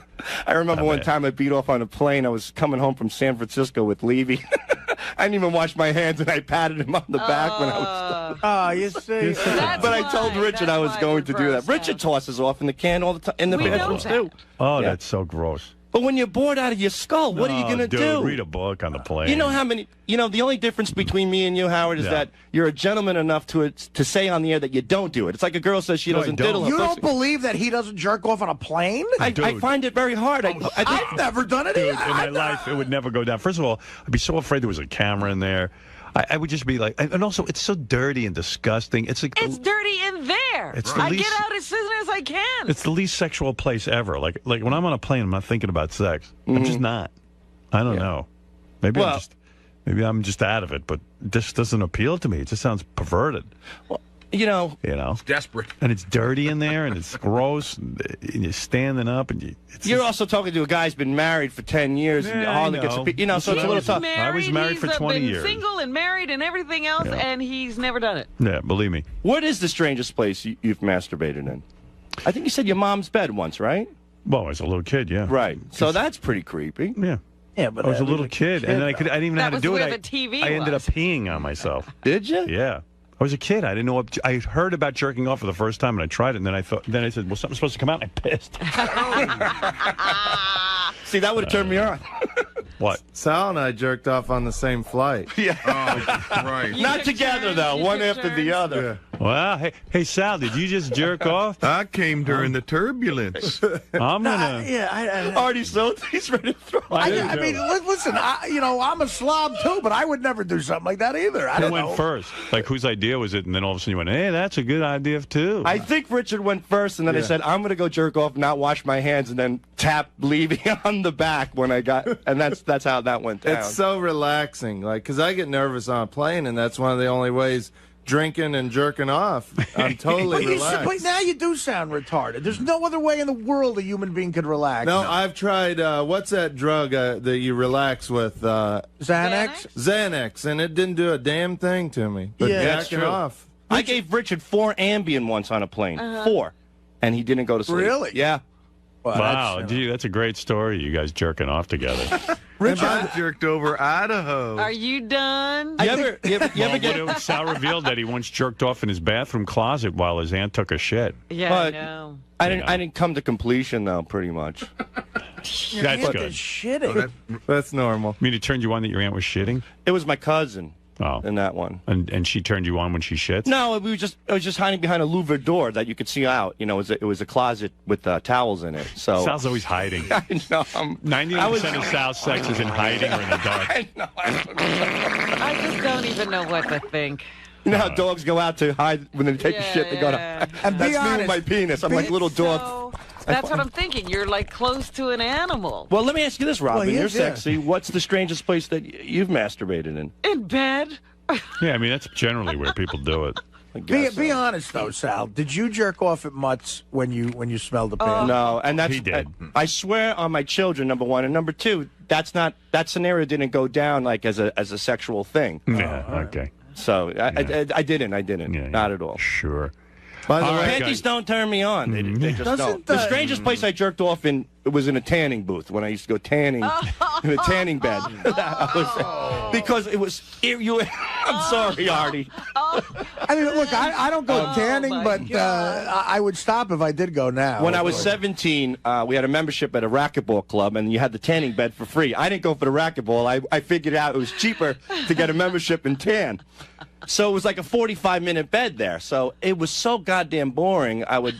What I would do is I would prepare myself. I would go to the bathroom, get as much paper towels as I could, and then I'd just lay there, toss one off, and then pass out in the tanning bed. And it was very relaxing. Yeah, but then what if somebody finds you? No, you were locked in. It was you're locked in a room, so it was just. Did any of your spooge get all over the tanning bed? No. Yeah, sure. I would make like a turban around my cock. You know, A turban around his cock. A cock turban. You wrapped your cock in yeah, towel. and then it would just pull off like a little helmet because it was like paper You mache. made like a mold. Yeah, we make a mold. Yeah, it was, and it worked great. I think this schedule is finally getting to Richard, man, because Richard looks unhealthy. Yeah, I'm looking at the belly. He put on 22 pounds. I did over the holidays. I'm trying to lose it, though. I'm eating healthy. They have No, he's not. They have Fresh Direct machine upstairs here now. What's that, Fresh Direct? It's like healthy meals you can buy. They're like $8. What is fresh? I don't know. What Upstairs here? Yeah. Okay. Artie should go check it out. I should. I didn't know In the about that. break room, But yeah. what kind? But you look. And look. Believe me, I look awful too. But you look run down and like heavy and bloated. Well, I'm not. He's also an alcoholic. Yeah, it's true. You know that the kind of boozing you do that really fucking takes. Yeah, it's makes taking it its toll. You're starting to look old. Really? Yeah.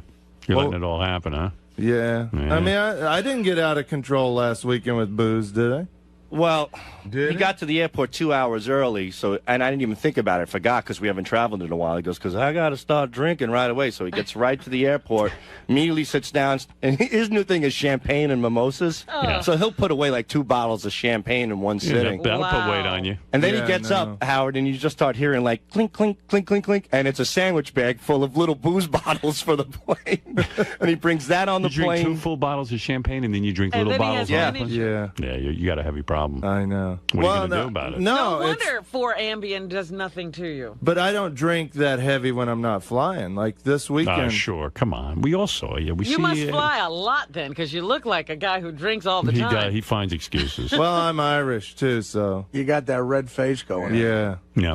But I, when the plane takes off, I have to have a drink, or it's a habit of mine. I don't feel Stop flying. right. Yeah, maybe it's time to give up the road. Well, that's why I took that train trip. So Yeah. Which you drank on as Yeah, well. and he packed booze. Sal, you would tan for 45 minutes? Isn't that dangerous? It was and back- weren't you afraid to fall asleep at a tanning bed? Like, I would just be They have paranoid that it time, might wouldn't not. they? have time, but that could malfunction. It could malfunction. One time I bought one of those cheesy piece of shit lamps you plug in at home, It's like set it in Tanning for... is that important to you? It was for a little while.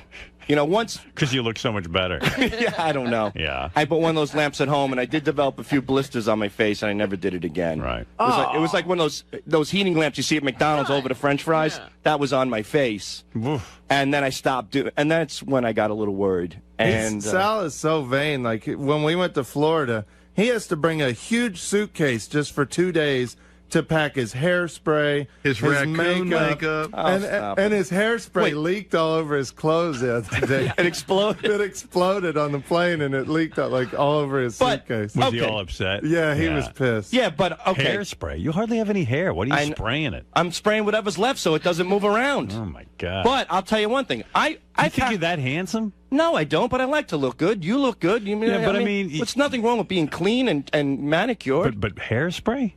Well, if I didn't have hairspray, my hair would just go straight down. I'd look I'd look like a monk, like that fucking guy from Dumb and Dumber. I like my hair to look decent. I mean, the hairspray keeps it up like that?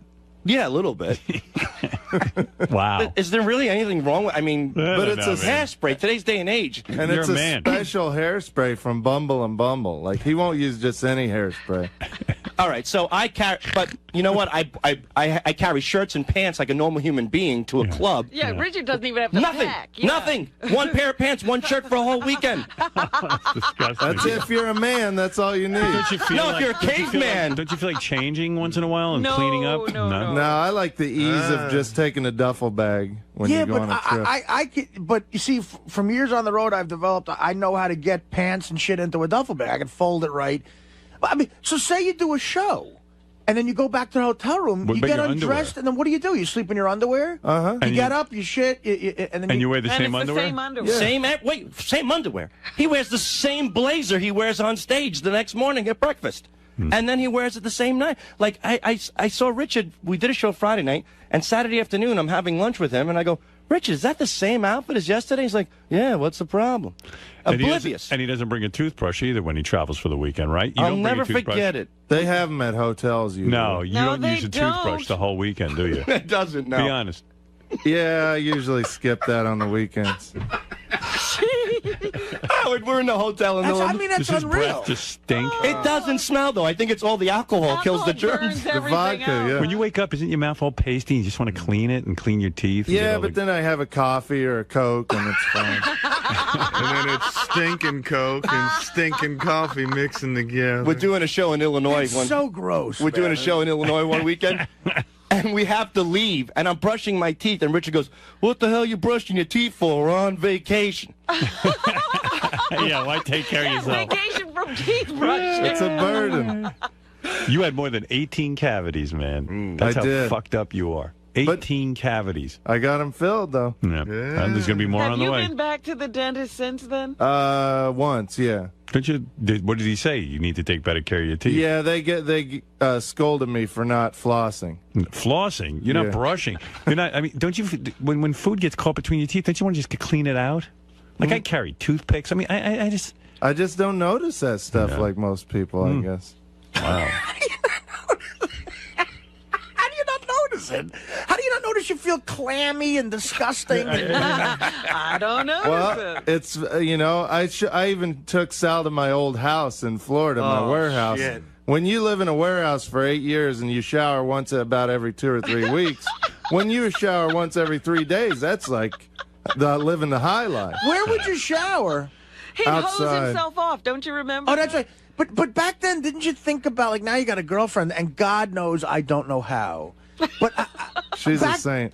She is. But back then, first of all, she's going to wise up to it. You got to start washing yourself. But back then, would you ever try to get abroad? I mean, like, were you shower for 3 weeks? You know what? After about 5 years of not getting laid, I gave up, and I was like, fuck it. I'm just going to be a man. I'm not going to shower.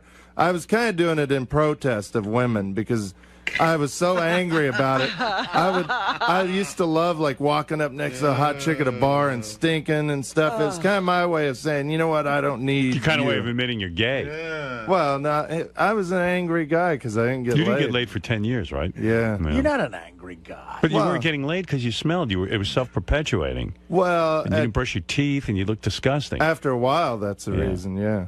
After a while, I think that was the reason from the very beginning. When's the last time you showered now?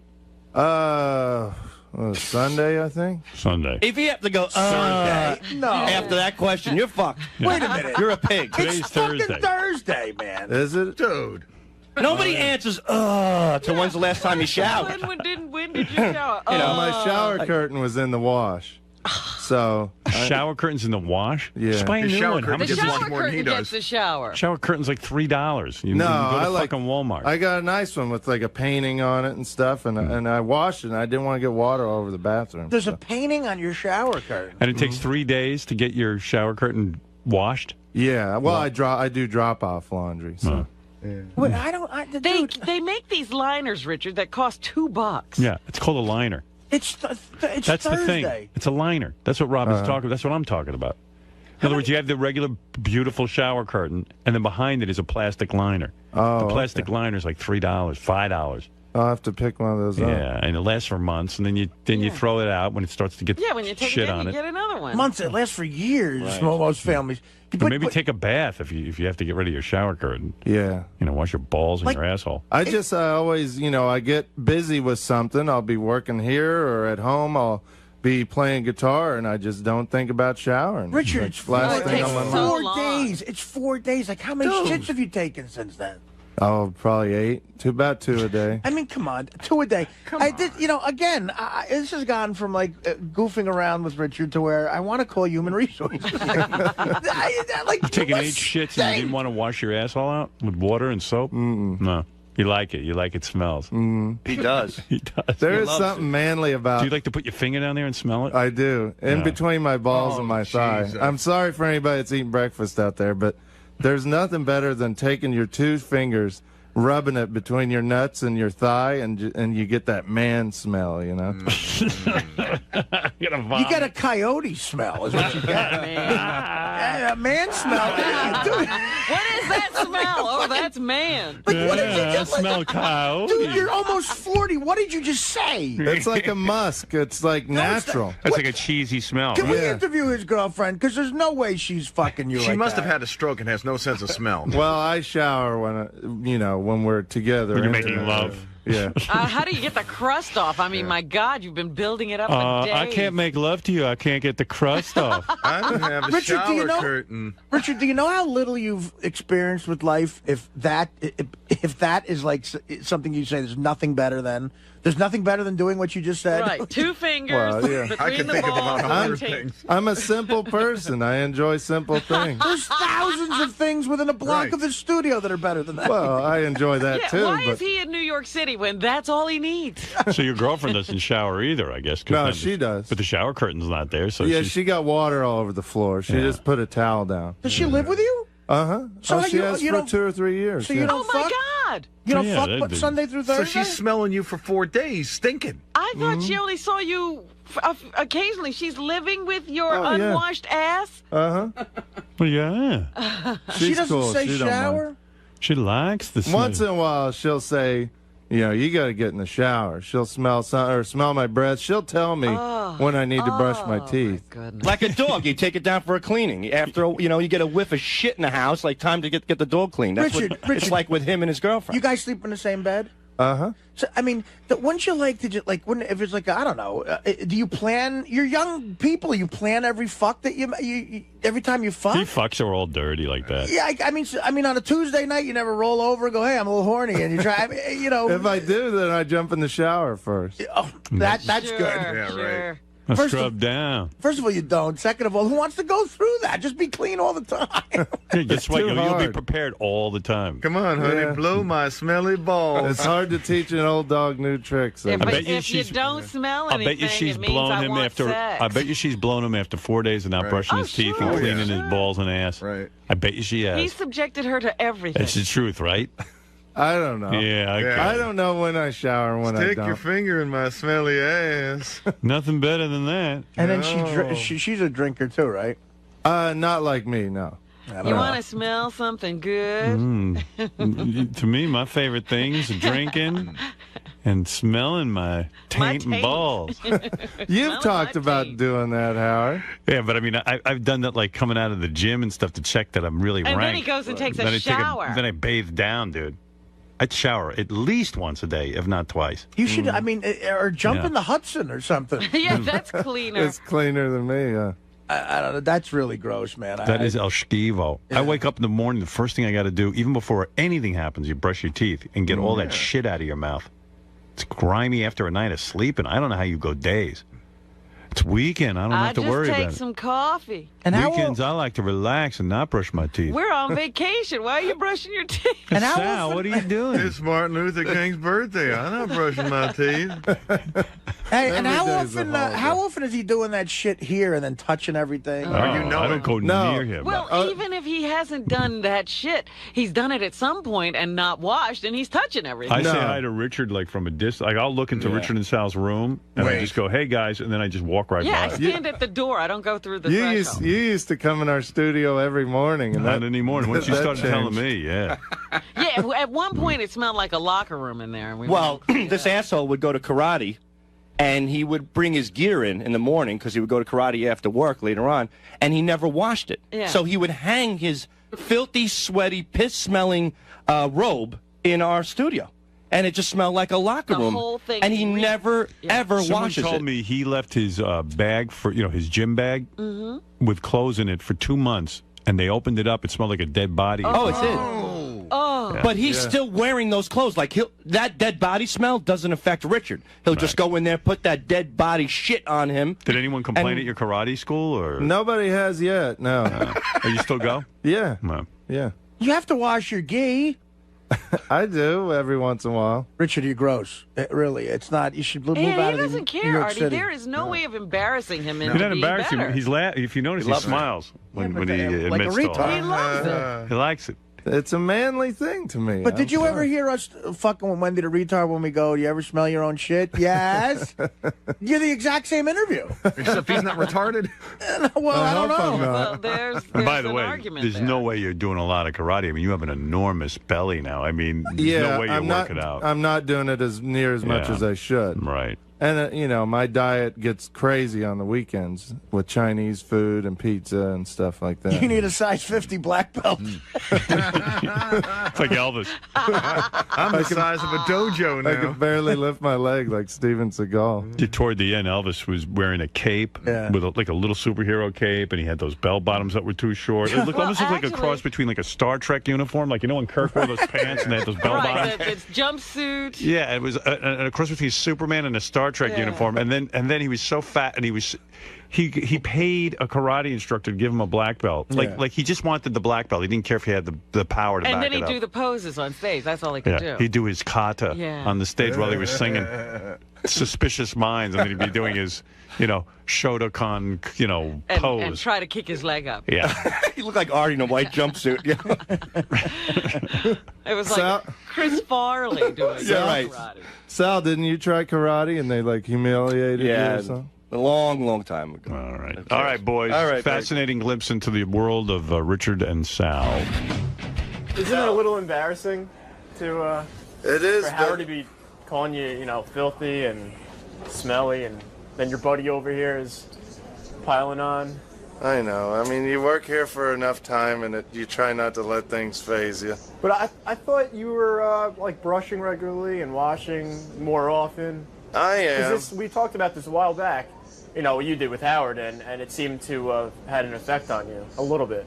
A little bit, but old habits are hard to break, and I'm 34 now. I'm getting old, and I have habits, bad habits, and that part of that's not brushing and showering and stuff. And I get busy. Me and Sal are busy guys. We got prank calls to make. We got songs to do, balls to sniff, and sometimes showering's just not part of my schedule. Just think, if Richard was showering while we were at a department store recently, we would have never recorded the new bit, Nicholas Gers. Yeah. So, you got to know what your priorities are. Or if I was showering while we did the retarded flu call, that call would have never happened. Right. Or if he was showering when he did Brown Mounds, it would have never have happened. If I was showering right now, you wouldn't be getting this interview. Right. So what should I do? Do this interview or go shower? You're right. You should shower. Not shower, I guess. Tim, do I stink really? Smell me. Just got handed a note out in the hallway, for those of you who are following anything that happens in the hallway. Yes. Ronnie, the limo driver / security guard, just got woken up in his chair by Sal banging cymbals near his ear. So he does sleep out there. Yeah, they caught him. What's his thing? He's supposed to be the guard. We'll have video in a second. It's really funny. I always love that. I love to see that. Well, good. Wake his ass up. He should be guarding me. He's not happy.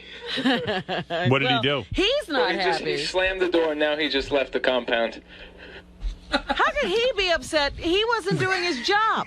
I like that he's upset. So who's protecting anything right now? I mean, he we're left. on our If he own. left the compound. Yeah, why would he leave the compound? He's supposed to be guarding me. He might have gone to change his diaper. Probably shit his pants. Yeah. It's the second time this month. Sal. Oh, here we go. Fred needs audio. I've got it.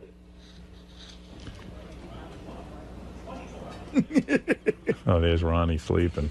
Well, he's out cold. Yeah, and he says he doesn't.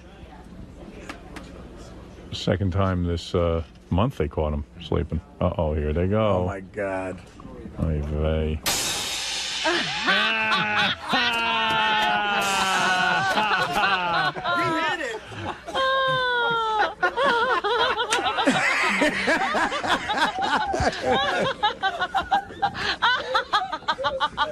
All right, man? Oh, that's great. Get the fuck out of here. I'm sick of you motherfuckers. Slammed the door on them. Yeah, but But he's sleeping on the job. yeah, is he sleeping so he can stay up late, run around? 'Cause he Ron, you goes can't, out. you can't sleep here, dude. That's really crazy. I mean, that's your job. Even Artie knows not to sleep.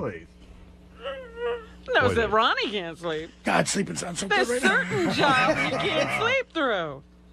I got to see that again. When's that going on Howard TV? The fans need that one. That should be on tonight. I love Ronnie. I'll be on one of tonight's Daily Show. On tonight's show? It'll be on tomorrow night after midnight. Oh, tomorrow night after midnight. I love Ronnie stealing all my Here, fucking listen, bits. listen quietly, because maybe you'll hear him say something. There he is. He's asleep. Here comes Sal.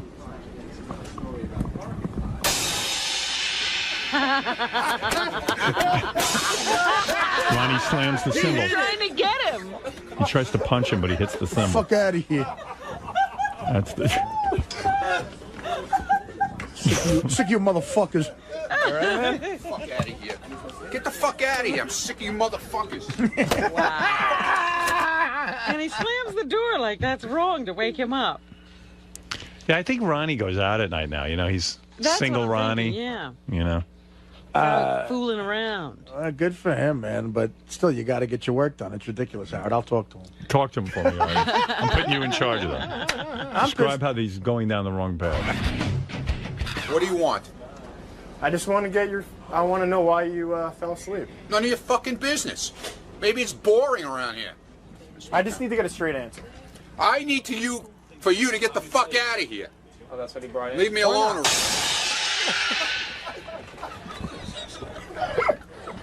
I saw some stuff out there. Look at all the burgers again.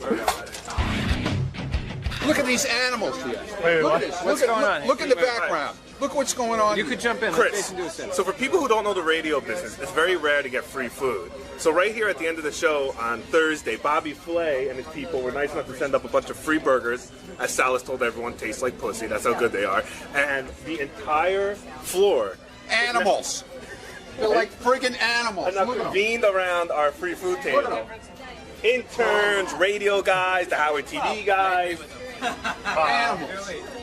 The news people are here, and they're just literally as they were unpacking. The woman couldn't unpack the boxes. Everyone's crowding around her and shit. I grabbed the burger. Sal grabbed this for me.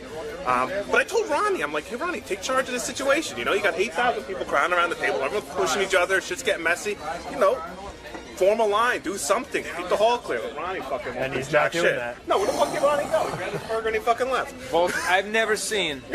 We've gotten food up here. You know, it's a rare occasion. This food I've never seen food disappear so fast. Ronnie, who's the first one to take a burger? Well, Scott the engineer was the first one to circle, but he didn't take anything. He first circled, but he didn't take it though. The first one to take was Richard Christie. Yeah. What do you get? Then Scott the engineer. But Scott was here first to circle. See what's going on. He's going, are we, is this for us? Is this for us? And he's back, look. Yeah, we have one. Oh, there he is again. Look at him. Oh, really? And we're building one at Paramus. Look at him. Look at him sneaking his big arm right in. in the Bergentown Center. Yeah, Bergentown No, Center. he's still thing. Yeah, we're building it right now. We're opening March 7th. Great. Yeah. Look at that. I can go Leave there some every for day. the girls, will you please? You're taking the whole place with you. One left. How's that burger, man? You know, it's good. What's the fucking your problem? What's it? Does it taste like pussy? Better. How's that burger taste, man? It's all right. Is Tastes- it tastes better than pussy? better than pussy? I don't know. I have to taste pussy first. I'm going to tell you what I told Lisa G. This motherfucker is amazing. I don't know. I mean, I can't describe how good this thing was. It's so good. I mean, it's delicious. I really want to thank Bobby Flay and burgers, and I'm glad we woke up Ronnie so he could, because as soon as we woke up Ronnie, he went out into the hallway and he saw these people waiting outside the door. So if we wouldn't have woke up Ronnie, I wouldn't be eating this delicious burger right now. So Ronnie needs to be happy we woke you up. What's up, Brian Fallon? How are you, Chris? Good. How was that burger? A little rare for my taste, but I think it was enjoyable. Would you compare it to pussy like Sal did? And it's probably one of the best spots to watch. A little meatier. Doug, how was your Bobby Flay burger? It's good. Really good. What would you? Like, My weird reaction is that you just think that you're a genius at everything. You're good at radio. That's it. No. tastes like a burger. It was good. Actually, it was one of the best burgers I've had for, I guess, this style, which I don't know if it's like a fast food formula they have. I don't know. Is this like a takeout place only? If it is, it's really damn good. Sal, how's that burger, man?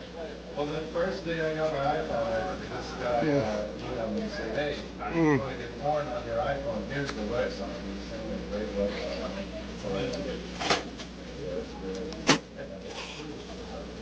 You know what it tastes like? You know what it tastes like? On the site for it. Tastes like milk pop.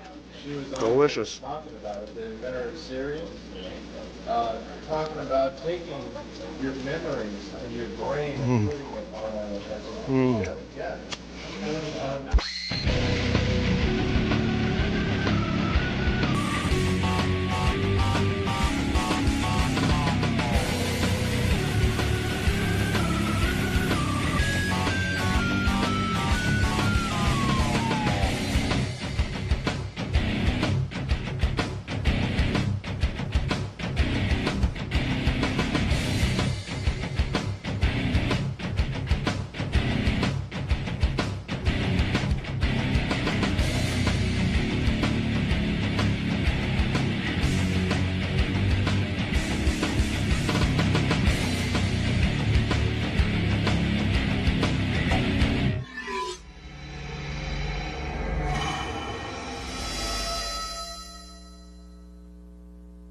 How long do they keep this urine when you're being tested for steroids in the NFL or the Major League Baseball? Because What do you mean? They have retested a sample of Barry Bonds' urine. Right. And now they say he tested positive. You know, these are You are urine kidding me. samples they've been holding. What? They keep the urine I mean, I would think they do the test and then they throw out the urine. Can I come clean this about urine something? is from Oh my God. 2004. Wow. I have a great revelation, and this is going to be one of those things where I shouldn't say this out loud, but I'm gonna. I purchased urine. You're kidding. When? When did you purchase it? The day after I made that stupid promise to you. Serious? And I had to throw it the fuck out. I put it behind a bunch of liquor bottles. Where do you go to get it? Oh, a kid sold it to me. Are you serious? Because I would think you could know someone who would just piss in a jar for What you. happened was there's a bunch of kids in the town I grew up.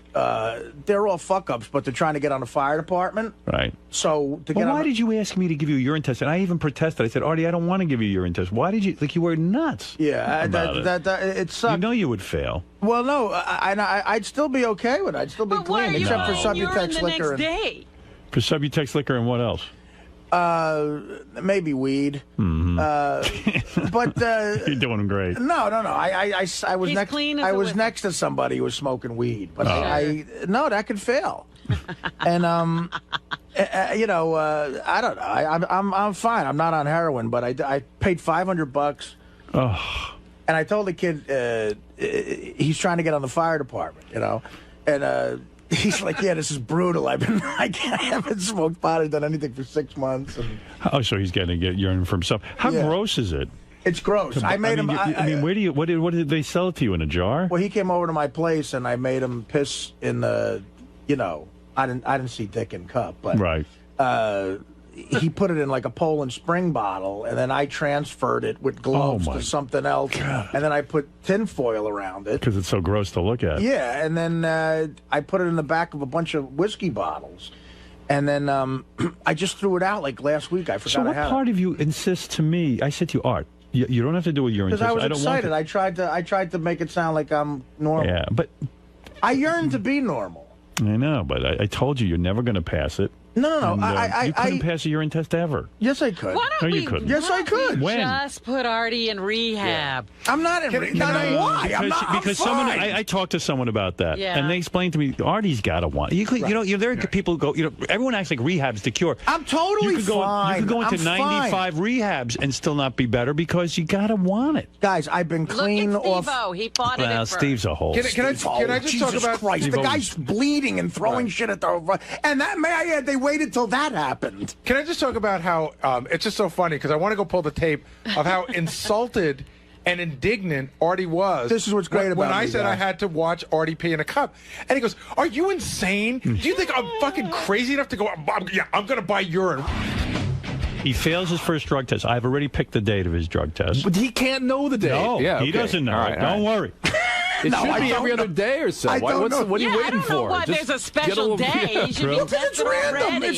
It's random drug testing. All right, I'll go do ahead, whatever the I'm fuck you going to want. And it should randomly. be regular. He doesn't know, and Gary's going to watch his penis in the cup. No, Go he's ahead. not. Yes, he is. No, Yeah, he's not. yeah, Then well, he has to. then I'm Somebody not has to. doing He'll it. bring go out a to whiz in there. rehab. Then I'm not doing it. They Then have I- fake then I penises. quit Then the you got to show. walk in the room naked. Then I quit the because show. You have to walk in naked Not getting because naked, I you're going to quit. get a bag of urine in there. You're I'm going to get a bag of urine In your there. pants. Where am I going to In get a advance. bag? Yeah, yeah. You'll buy it. You could frisk me before I go People in. buy urine to pass drug You tests. seen the all time. Wizinator? It's a fake penis with a bladder. Yeah. I don't have the Wizinator on. I Sure don't you have. don't. You're already, where do I have it? You don't think it's ridiculous for us to think that you might try to beat a drug test? That you wouldn't pay Teddy for his urine or something? Teddy's not. I'm just saying. I'm giving you. Teddy's urine is way too You know a expensive. bunch of people. You throw money at everything. Then we'll have a girl. I don't know one person who doesn't do drugs or drink. Where am I getting urine from? No, I bought urine before you accused me about it. Yes, I did. He had already But if you could go back to whatever those days are, I'm wearing a leather jacket and I have the urine in here in my breast Are you pocket. serious? Yeah. So if you look at the tape, it might be like. You could see. You mean you were carrying the urine with you because you thought we were going to do the Yeah, urine he test? didn't know when the test was going to come. You're officially Oh, the my funniest person I've ever met. I came in here. Meanwhile, you weren't even I clean came when in you here said I'm going about- to take a urine test. Yes, I was. Then why would you buy urine? No. If it was the next day. I was worried that stuff would show up. Okay, very worried. Art. Stuff that you take. But I haven't done heroin since December 25th. But we. I haven't. No, but we were giving you a drug test for everything. I know. That's where I made a mistake. I should have made it just heroin. Just heroin. I don't know if they make that test. They do. You could just check for opiates. Ignore coke or anything like this. So just yeah, heroin. you could. Just You tell could us see. that there's heroin in You there. could see specific stuff. All right. Well, anyway, that's a very interesting revelation. But I was always wondering about if the urine stayed good. Because then the one guy said you have a way to keep it warm because it can't be cold. And I was like, oh fuck! So I would put it in a room with heat every next to the boiler. Did you really? Listen, Howard, I'm crazy. Oh but my God! I don't want. I want to keep my job here. It's very important to me. But that wasn't a condition of keeping your Yeah, job. it was just to go to rehab. See, I had to say it, but that's how good of a person I am. I had to say it. All right, let's go to Robin because God, that I'm sounds sorry. crazy. Yeah, no, but the urine got real dark as the Right, days it went doesn't on. stay good. And I was like, does this even look like fresh urine? Right. Well, There were flaws. I am shocked to hear that they saved his urine, but there you go. The samples are believed to contain traces of the previously undetectable designer steroid known as THG or the Clear. It was called the clear because it wasn't supposed to show up on tests. The New York Times reported last week that federal authorities had detected anabolic steroids in a urine sample linked to Bonds. However, it's unclear if that urine sample and the sample seized in the 2004 raid are the same. Well, in interest to keep up with Artie on the show, I have a confession to make. In my jacket right now, I have a bottle of shit I carry with me. What are you carrying that for? I can't tell you exactly why. Oh, when Dr. Drew said the penis and cup thing, I had the urine on me. Oh, you did? Yeah. Jeez. I was going to take it out. If you guys made me do the test, I was going to take it out and put it on the table. Oh, that's good. I should have done that. Fuck. Wow. Well, we didn't test you. You're really an addict. No, Howard, I'm a dedicated worker. Sorry. Oh. Who else? I'd break my ass. I'd break my ass ever since I was a fucking You're in a dark place, longshoreman. brother. You're in a dark place. Yeah, well, you're right. Yeah, you are. But no, I'm okay. I'm okay, I think. Because if I can stay away from the hard shit, my life won't become chaotic. But, Artie, are you going to drink? Yes. No, I haven't had a drink. That's not true. How do you know? Because I know. Okay, well, let's go penis and cup right now. I have to watch. I haven't. You ask anybody at my gigs, I'm totally sober. I'm fine. Then why don't you take a real urine test? Because I was afraid I couldn't stay off the Subutex long enough. And, every once in a while you might have a drink. So you're saying there was no entertainment lawyer? No. Who called you and said you shouldn't take a urine test? Yeah, he did call. See, for once at least I didn't get fooled about that. No, he did call me, the guy. Sure. 4 in the morning. But he told me the second book deal was up to 1.5. Harry, that is crazy. Does this surprise you? No, nothing surprises me Really? anymore. Nothing surprises me anymore. But the only thing that Artie is the world's best liar. That's crazy. But although I wasn't buying into it, as soon as he said he didn't want to do it, I knew that there was something up. And when he got indignant about, what am I going to buy urine? But the fact that he had it on him in his pocket, He was walking around with a bottle while of he's piss. yelling at me for saying, it's great. I said he's officially the funniest person I know. That is fucking funny. Now, you obviously can't believe anything now after. Oh, I stopped believing before, but this is. I think what he just said is actually one of the funniest things I've ever You're heard. taking this pretty well. No, it's funny. Dude, so you're buying piss now? Yeah, man, it's terrible. It's one step above buying shit. Is that one of the low moments in your life? No. Buying urine? No, the lowest moment in my life probably was, I don't know, I'm trying to think. Having dinner with DePace down at Point Pleasant with Scott and some of his kids. That was a low moment of my life. Drinking piss is second. Let's have a moment with Steve Langford, who's really dedicated. He's a dedicated newsman. You gotta hand it to the guy. He takes his job seriously. Impressive. Go ahead. Let's see what you got. Is Eric the Midget's next public appearance soon to be a victim of this devastating economic crisis, or just a complete and total lack of interest in meeting the angry little guy? Eric's set to meet and greet his fans at a Sacramento Kings game February 27, but so far only 2 tickets for Eric's appearance have been sold, and the guy who bought those 2 lonely tickets, we are told, now wants his money back. Is that true? That's what we are told. A source in a position to know now telling Howard 100 News Eric the Midget's appearance is this close to being canceled. Eric, I thought you said 200 people were going to be going to your appearance. Well, Johnny hasn't bought the tickets yet. That's what the 200 to 400 tickets to be sold. They were going to be bought by Johnny. Yeah, but I mean, if Johnny buys them, what's he going to do with them? I mean, that's how you're going to... So 200 people aren't buying tickets. It's just going to be Johnny Fratto bailing you out. What do you have to say, Steve? Well, Johnny told us yesterday there is 0.0 chance of him buying any tickets to this. Really? Yes. Eric, Johnny's telling the news he's not buying any tickets. How do you get that so wrong? The shithead. I don't have it wrong. Steve said... He said to me that he would consider it. Eric, the loser. And if the team was better than they are, then maybe people would come see this meet and greet. Eric, the asshole. Maybe if I was doing it for the Lakers, which I've asked Johnny to set that up. Yes, Gary. Hey, if you go to Gary page 1, Mm-hmm. this is a funny piece of tape. So this whole thing starts out where Eric calls Johnny Fratto at like 2:30 in the morning to say, "Hey, you got to buy up all these tickets." It's in the left hand. It's in the left hand corner. Don't play the first one. That's just Eric going on and on. Yeah. But Johnny calls back. It's the funniest thing because you can hear the baby screaming and wailing. Johnny's like, "Don't ever fucking call here at 2:30 in the morning." The second one? Yeah. Okay. Eric, how in the world do you wake me up at 2:30 in the morning?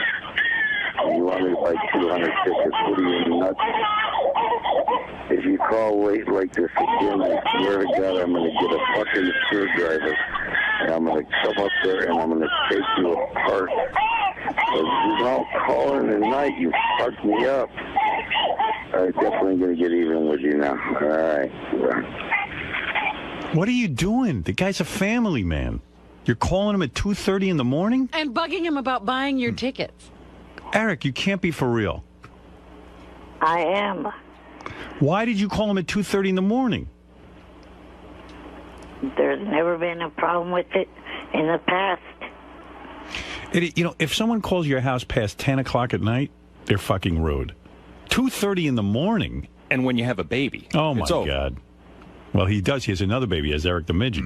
Eric, shut up, Midget. You're a baby. Well, you don't make not, any you sense. Jackass. You don't call someone's house with your needs at 2:30 in the morning. It's a babyish thing. That's like behaving like a baby. I mean, you're not even. It's not urgent to buy these tickets. You don't need to call him at 2:30 in the morning.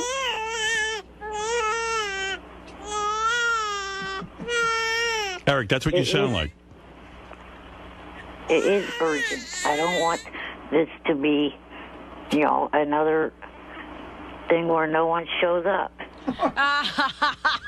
It's too late. Oh, my goodness. Hey, it says here, Eric the Midget's forehead looks huge today. Let me take a look at that. Put it up on screen, guys. Whoa! What happened? Eric, what's going on? I think combing your hair back that severe is a bad idea. Yeah, that's a lot of forehead. No one else fucking complain. Shut up. No one else is honest with you. That's a lot of forehead. And a lot of big blotch there, too. Big, giant square blotch like that. Shut up, you damn witch. Like that guy who ran Russia for a while? That, Big Weinstein? Gorbachev. Gorbachev, that dude. Actually, it looks like a car peeled out on his forehead. Yeah, like a tire track. Like a tire track, kind of just when it takes off. Eric, you're fucked. And in the every hair, way. the hair color that he's dyeing his hair, there's no real color like that. He must have just done that. That's a fresh. There is. That's a fresh dye job. Yeah. It's got to be. When did you dye your hair last? Last Thursday at Frederico's. Yeah. So you're getting it done by someone now. They did that at Frederico's? Yes. Wow. Did you say to Frederico there's no color like that? There is color like that. It's in their fucking book, jackass. Yeah, but we're talking about on humans. Yeah, that's horse hair. That's almost clown red, actually. Right. I know a clown has hair. Like I want Emmett Kelly red. I want to look like Bozo. Is that what you told them? Did you say you wanted to look like Emmett Kelly? What? Did you tell me you wanted to look like Bozo? I look like Bozo. I want to join Barnum and Bailey. No, it's a little too red, Eric. Trust me. You should go a little... The way my hair color was when I was a kid. You look like Heat Miser. Yeah, but you're no kid. I'm Mr. Heat Blister. I'm Mr. Sun. Da-da-da-da. You're an adult male. Yeah, you're Mr. Fat Ass. Shut up. I'm Mr. 101. What's going on with your forehead there with that big red square on it? I mean, I'm concerned. Is that psoriasis? No, nothing's going on with it. Yeah, okay. You're very red and blotchy. But really, Eric, you know it's ridiculous to call Johnny to buy the tickets because that doesn't mean you're a success. It looks like you walked into a freshly painted stop sign. Why is it Johnny's responsibility Yeah. to You Eric? get yourself in these messes, and then he's supposed to... Yeah, it's out. It's out in the public forum here that you're asking a friend to bail you out, so it would be more embarrassing than canceling. And so Johnny will have to get 200 of his friends to show up. Did you hear the guy who bought the 2 tickets for your appearance wants his money back? I don't fucking think so. Steve, how do you know that? An extremely good source. Hear that? Oh, whatever, you Canadian jackass. The truth hurts? Not the truth. You ain't phasing Langford.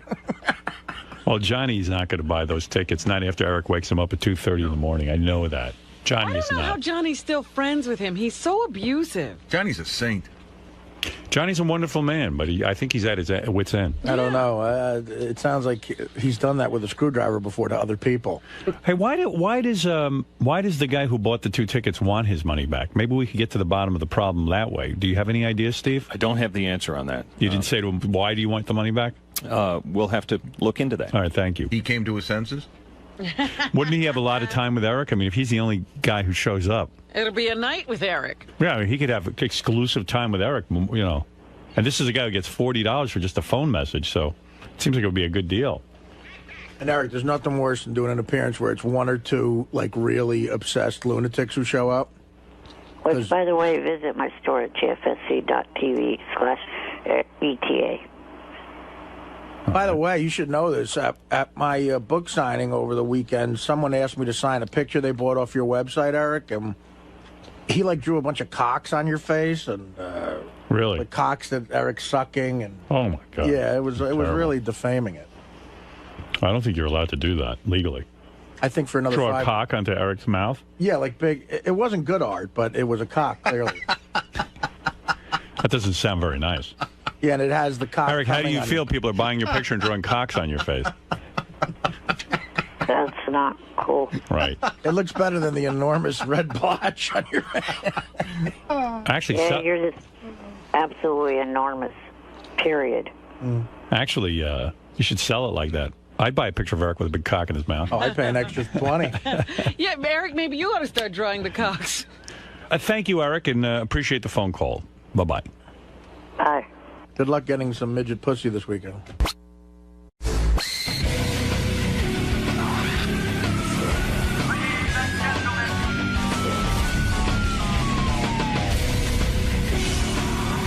Artie, I'm surprised to see you here after this morning. I didn't think you'd ever be back in our wonderful studio. I was dead to Gary. You're Hey, back. Gary, by the way, you know, I think we made up, but what a show business move to say I'm dead to you. That's like a producer, like, Artie's dead to me. You know, that's like what Jerry Bruckheimer says to you. I got to be honest one with of his charity hockey games. I got to be honest with you. I'm not so sure we made up. I mean, Howard said we made up, but we didn't Listen, really. We never really made up. I came in here today to really to go tell out. 1/10 of the audience that heard you this morning you're sorry. Well, what do you mean? We don't have the listenership that you know. No. I said this today. I think I made this point today when I said that I came in there today mad and I wanted to say mean things because I was mad, and I said some things I didn't mean. But see, you have to seriously. How do I know you didn't meet him? That's me, man. That's the tough part. Like you said, It's me. It's like, you know what I'm like? I'm like David Niven in the Pink Panther. It's all a lie. But it's just it's so hard to tell. You have to pick and choose. I've lost my credibility with you and Will. And others. And I give Will some credit, at least, for having the balls to come in, because Will, he's not but the only guy that... I like No, Will. but Will's not the only Will. guy that grabs my ear and says shit. He's just the only guy that had the balls to come in and Who the fuck says shit? A lot of people. You both break each other's balls, but it seems like there's an underlying level of animosity between the two No, of you, and that's 'cause- neither of you guys know where it's coming from. No, John. That's true. And it's true that there is, and it's true I don't know where it's coming from. I was very hurt by what you said on the wrap-up show.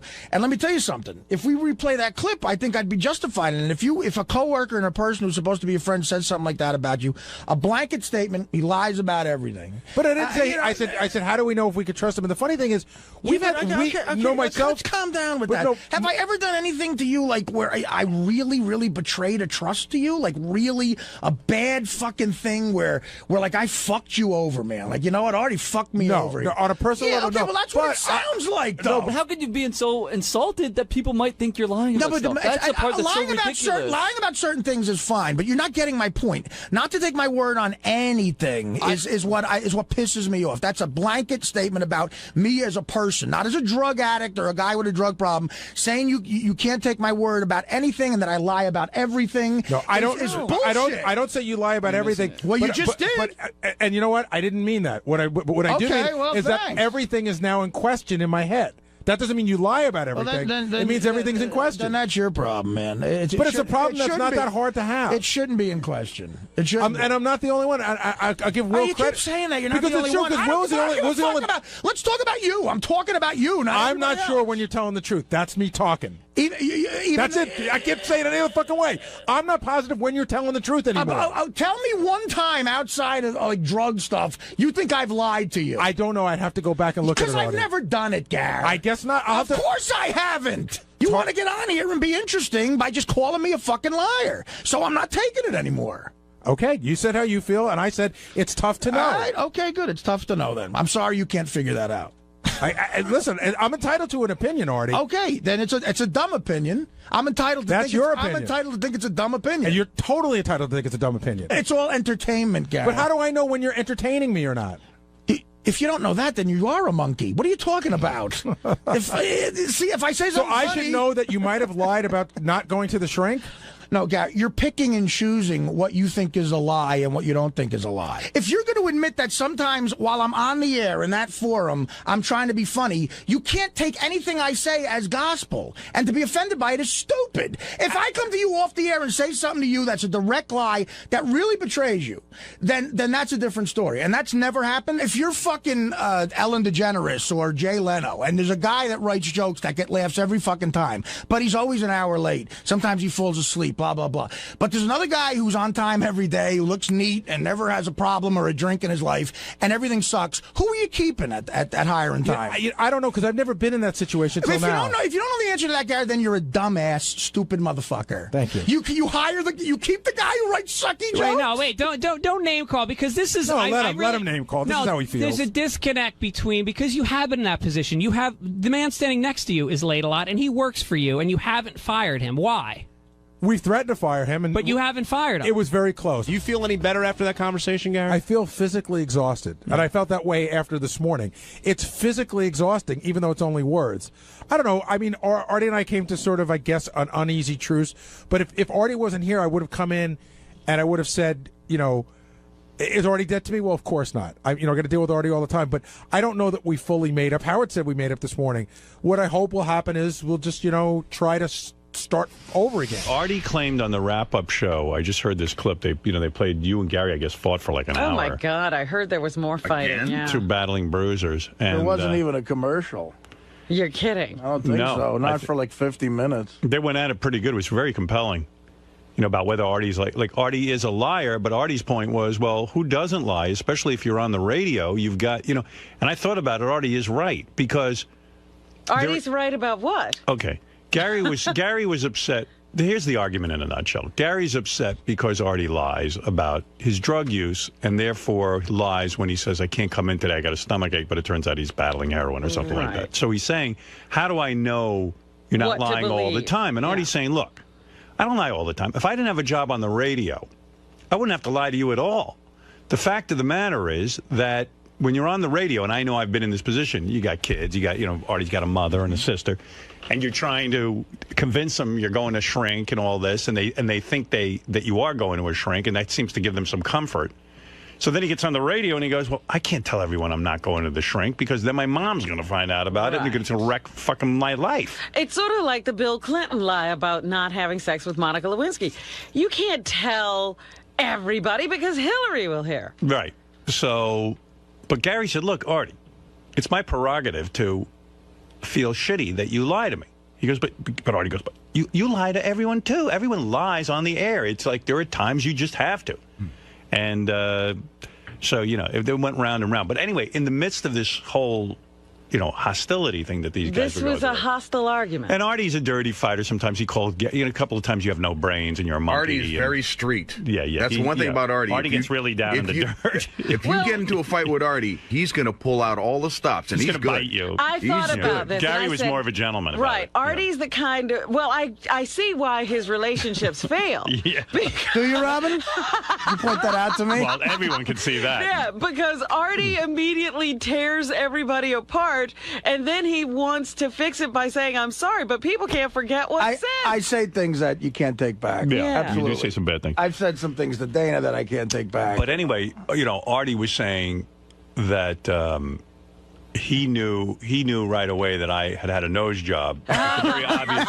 Wow. And that everyone, like, in other words, you know how I goof on Gary about his caps because we all knew. That wasn't me trying to say it's not as serious as what I'm lying about. But for years, people would ask and you would say no on the radio because you had your reasons for lying about it. He was waiting to get us to reveal ridiculous things so he could say, I have a nose job. I agree that everyone on the... You see, look. And 99.9% of the stuff I've lied about is drug-related, and it's all been on the air. It's like, how can you say any different? I tried to explain it to Gary afterwards. I said, Gary, the fact is that when you're on the air, and I've made the best attempt I can at being one of the most honest broadcasters in the country, but there have been times, in order to protect some people in my family and things, I haven't, I've been less than honest.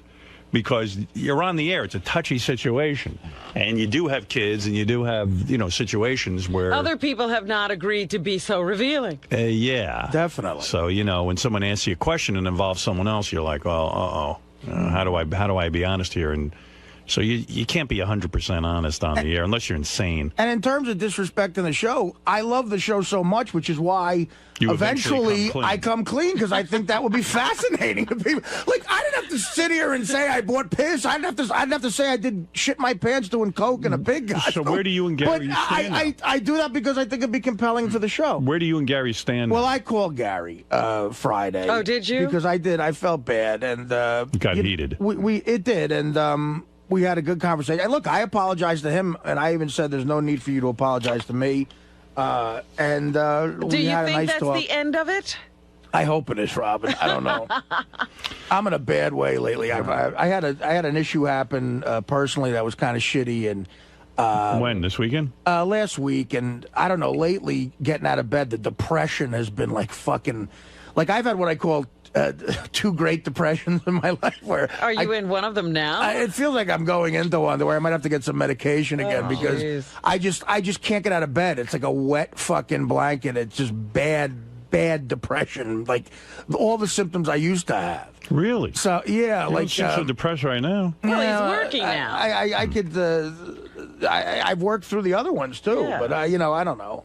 I just really felt... You ever been diagnosed like as bipolar or whatever they call it? Bipolar is a word that's been used, But so why don't you go on meds and then if... I he could was tell on that. for a while and he got better. Yeah, they're leaving you out.